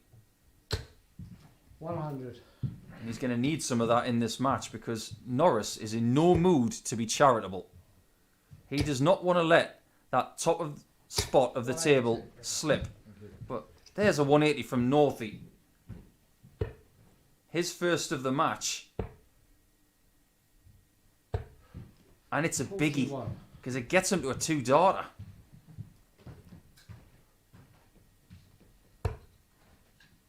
Double 16. No. Oh, 54. so close to converting 266 in 5 and 6 darts. 2 double tops. Oh, brilliant from Norris to take the lead at 2-1. Absolutely magnificent stuff. It is game 14. We're close to the end of the day, but that was worthy of winning any leg. Brilliant from Norris for 2-1.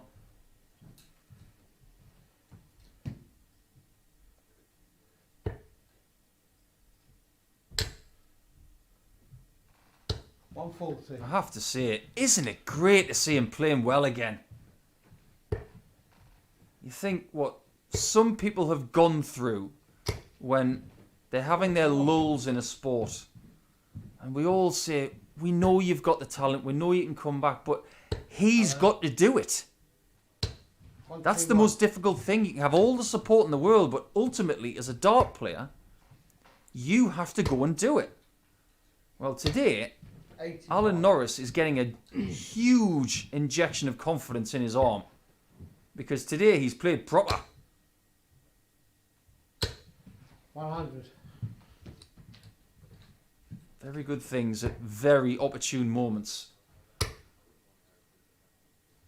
180. Even with that maximum, Richard North getting his 6th of the day. It may be too late. 100. Look at that. Norris lining up tops after 12. Just classy darts. It's not just to top the table this match, but it's to create that 4-point gap between himself and Northie going into day 2 of the group. Tops. Terrific. 15 darter followed by a 14. He is throwing his best game of the day right now. All he has to do is throw one more brilliant leg and it will be job done for Monday.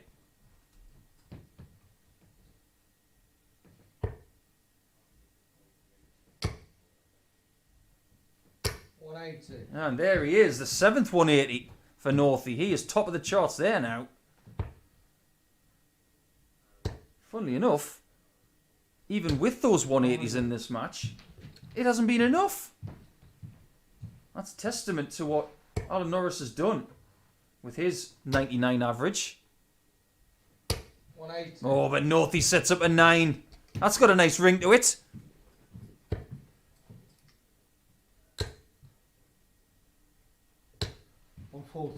Come on then, Northie. Let's have it.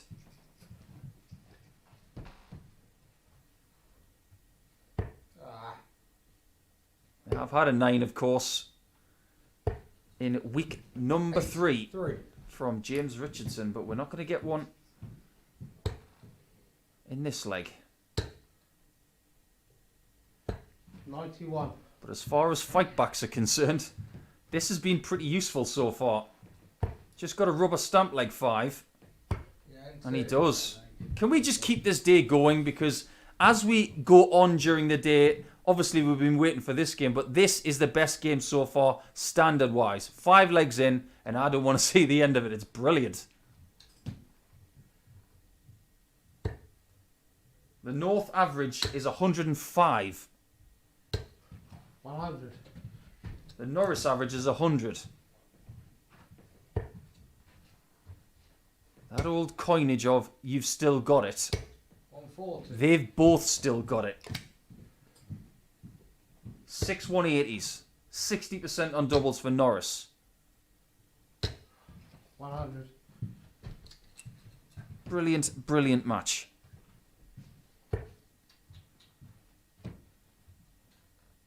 I guarantee you, if I tried to throw these javelins, 100. they would be nowhere near that treble 20. I think he might be onto something with those long stems. 91.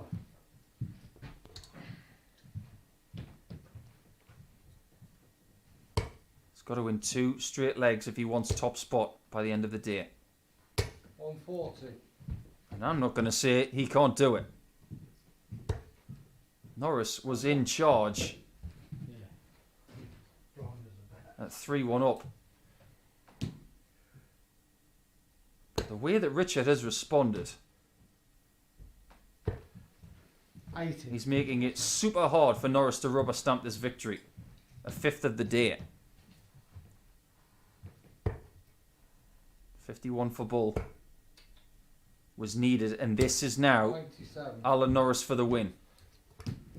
For the top spot to lead the league into day 2, he now needs Richard North to miss double 12 3 times.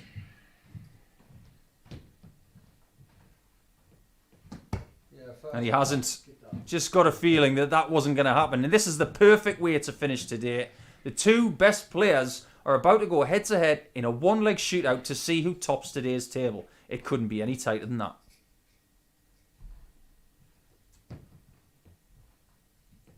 What this also ensures is that these 2 are going to be as close to each other as possible before this match began. 180. We could have these 2 going at it at the same time on Wednesday to see who goes through to the finals. But Norris, to his credit, comes up with the 7th maximum of the match. 180. Make that 8.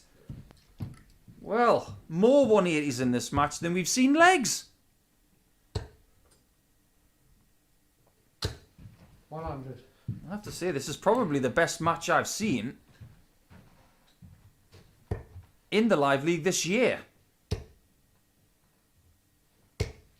60. Richard North averaging 108. Stupid. 280. Well, Norris has surely got to go 18s here.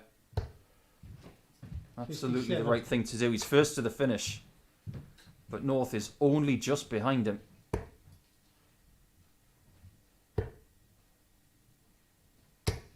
What a phenomenal adjustment. And if this goes, I'm going to drop my pen. Surely Richard North can finish the job here with an absolutely stunning comeback. Tops for a 13 darter again. He's there with a 14. What a performance from Richard North. He had 1 defeat today to Robert Thornton where he didn't do too much wrong. But from 3-1 down, he did everything right there. Best performance of the day by an absolute streak. So, well done, Richard North. You are top of the table. We just have one more thing to decipher, and that is for Corrine Hammond and Jamie Kelling to play each other in the last game of the day.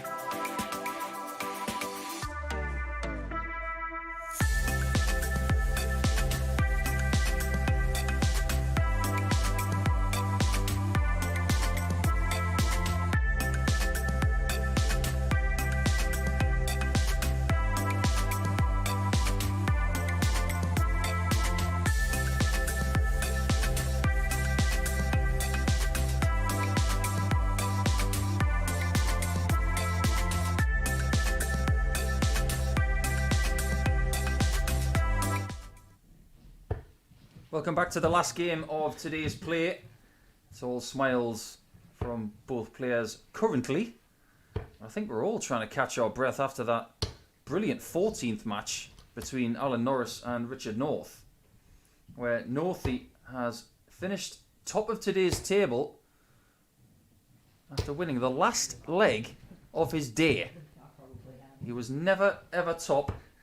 Well, apart from the first match of the day when he beat Jamie Kelling, of course, 4-0. We all thought he was going to have a big day, but from that moment on, it was all about Robert Thornton and Alan Norris. But the final word goes to Northie with an average of 106.64 and 40% on his doubles, beating the 100.14 average of Norris. And I have to say, that is probably the best match I've seen 99. when I've been in the hot seat this year. Fantastic stuff. An average of 96.9 for the day for Richard North. So he's going to be hard to stop tomorrow, you would feel. 140. But this one, it is for Jamie Kelling, the last opportunity to get any points today. 180. Very handy start, leaving 222 after 6. Chance for Corrine Hammond to potentially get to 4. 180. And she's backed up the 180 of Kelling.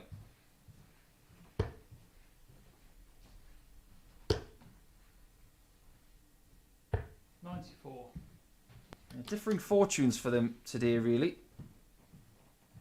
Jamie hasn't been on his game most parts of today. He's been put to the sword by some very good players 55. and has struggled with his own game at the same time. So maybe he'll feel a little bit less rusty tomorrow. But first and foremost, he's got to look at double 10. 108. That's a miss for the 128. 419s for Bull here.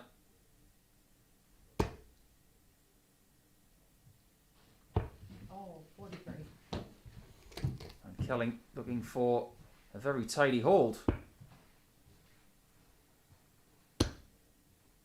Getting closer. Yeah, Frank. Close enough as he starts with a very solid 15 darter. And if he'd have had a few more of those today, he might not be in the predicament that he's in at the bottom of the table, but he can resurrect something if he gets 3 more legs.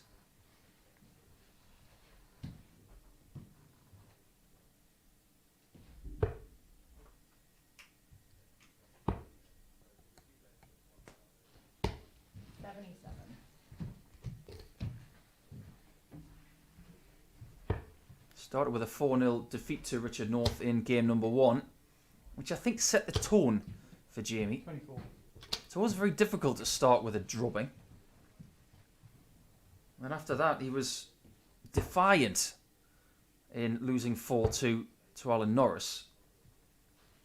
But then he was put to the sword again by Robert Thornton by 4-0. And then he was involved in a somewhat gritty battle with Nathan Girvin. Ended up losing that one 4-3. So maybe with that really nice start of a 15 darter, he could earmark his first 2 points here. 100. His hit rate has been fairly good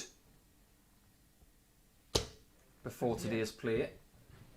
He had won 8 of his 13 matches. But now he has won 8 and lost 9 in the Online Darts Live League. 41. So his percentage is now below 50% when it comes to wins.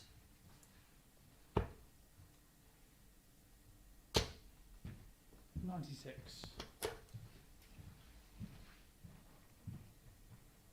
If he can somehow win this match, he will be exactly 50%, which isn't a bad thing, considering where all of the other players were and currently are.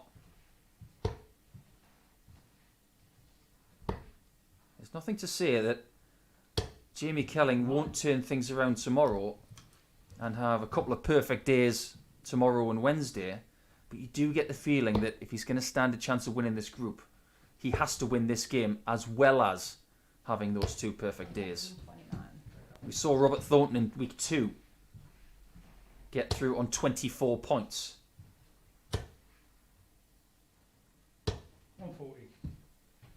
Double 16 for Corrine Hammond to level things up. Whoa. Double 12. And he felt like she couldn't miss that because Jamie Kelling is sitting on that very double. Yeah, well. And he doesn't miss because he's looking a little bit better in this game. And it's always good when you get the extra chance. And Corrine Hammond, who is looking to double her points tally here, is unfortunately halfway down as Jamie Kelling is 2-0 up.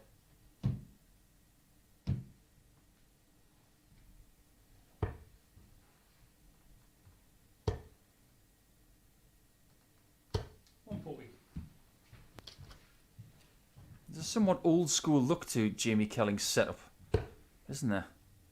Not a great deal of bells and whistles, no patterns, no big graphics on the flights. It just looks like the kind of set of darts you would go to a dart shop or open a catalogue and say, oh, they look nice, I'll have those.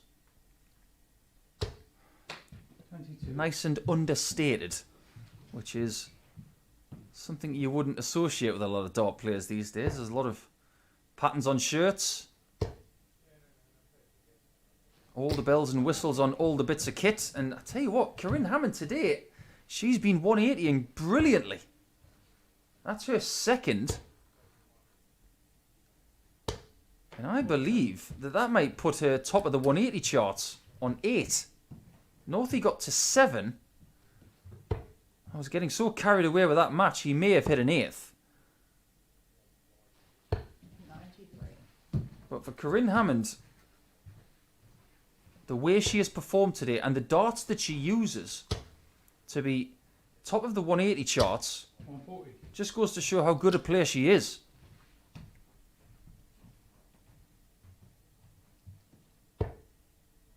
Go on, Rinny. Let's have a 170. 98. Does Jamie Kelling have the 152 in him? Not this time. 96. But he might have 56 if given the chance.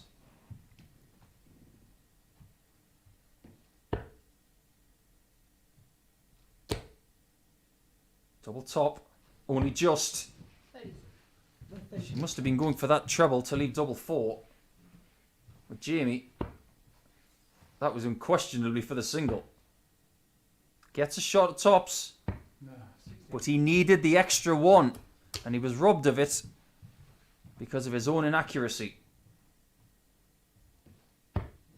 Yeah, no problem whatsoever for Corrine to halve the gap to 1. She's 2-1 down, and the way she's been scoring at times, I wouldn't count her out of this one by any means. 2-1 down, and we're going into leg 4.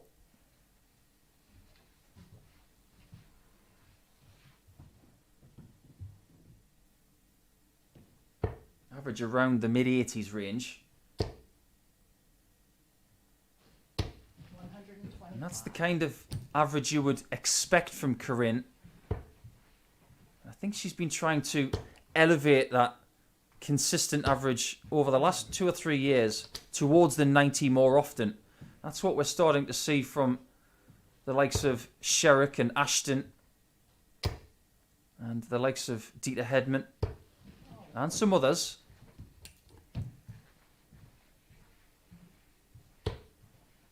If you are going to get yourself through something like the women's series from back in 97. October, you needed to have those explosive matches now and again. She didn't pick up a title there, but she did have a very successful 4 days. 96.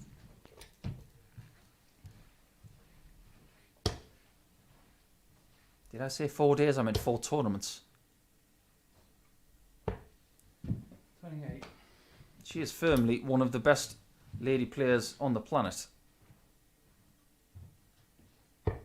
As for what damage the pandemic has done for the ladies' game, I'm not sure we'll feel it for some time. 60. I would like to think that the ladies will have some tournaments really soon.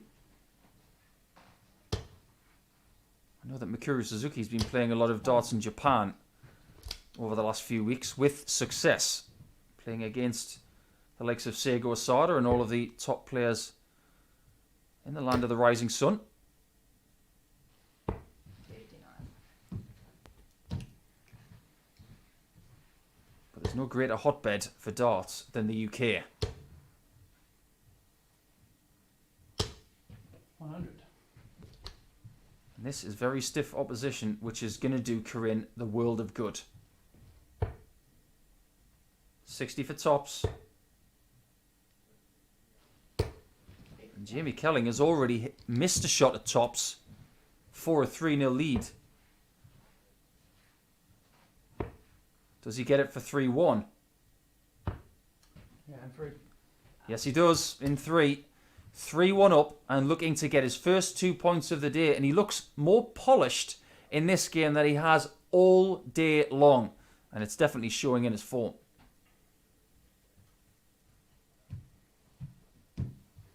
A win in this leg. And he will finish the day on 2 points and -8 leg difference. 45. That scoreline will also relegate Corrine to the bottom spot in the table. She would stay on 2 points and go to -10. Oh, 87. Sorry. So if he gets the job done here, in this leg or the next leg, Jamie will not finish bottom of the table. 60. After the way this day has panned out, you would say that's quite harsh on Corrine. But sometimes the league tables don't lie. She's had an excellent day's darts. She's hit as many, if not more 180s than anybody else. 60. But maybe for her, the one that she let slip was against Robert Thornton in her first match. She missed 6 match darts in that game. Could have won it. Should have won it. But after missing those 6 match darts, there was only one winner. Robert Thornton hit the jet stream. And after that, he was in a different stratosphere.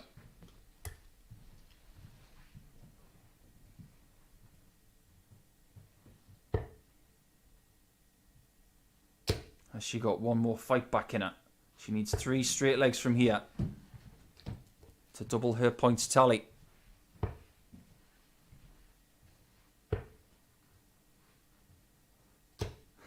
That's the thing about darts in singles and in other formats. You don't get legs given to you. You have to win it. You can be given 12, 15, 9 darts at a double to win a leg, but nobody else is going to hit it for you. You have to hit it. And that has been Jamie's miss today. Underneath that 60. He's going to have to figure that out before tomorrow. Maybe the sign in this game of a tired arm. 96. But if he can find one treble 20 with the second dart, it's tops for the win. 80. He will hope to get 3 more. He might not get any. Double 16. That one is pushed into the single by a good inch. Yeah, I'm on. And Jamie Kelling finishes the job 4 legs to 1. It's his first points of the day, so it makes things nice and tight at the bottom of the table. Everybody's compacted by, say, 6 points, so it is looking pretty exciting going into tomorrow's table. Richard North has won today. He's done exceptionally well by playing the best of everybody in most regards. We really do thank you for your company today. We know it's been a big news day in sport and with the helicopter flying on Mars, but if you've been joining us all the while through our coverage, we thank you for tuning in. Whether it's on the Online Darts YouTube channel or your preferred bookmaker, we will see you tomorrow at the very same time. So this is Paul the Asset Nicholson signing out for now. We'll see you guys tomorrow.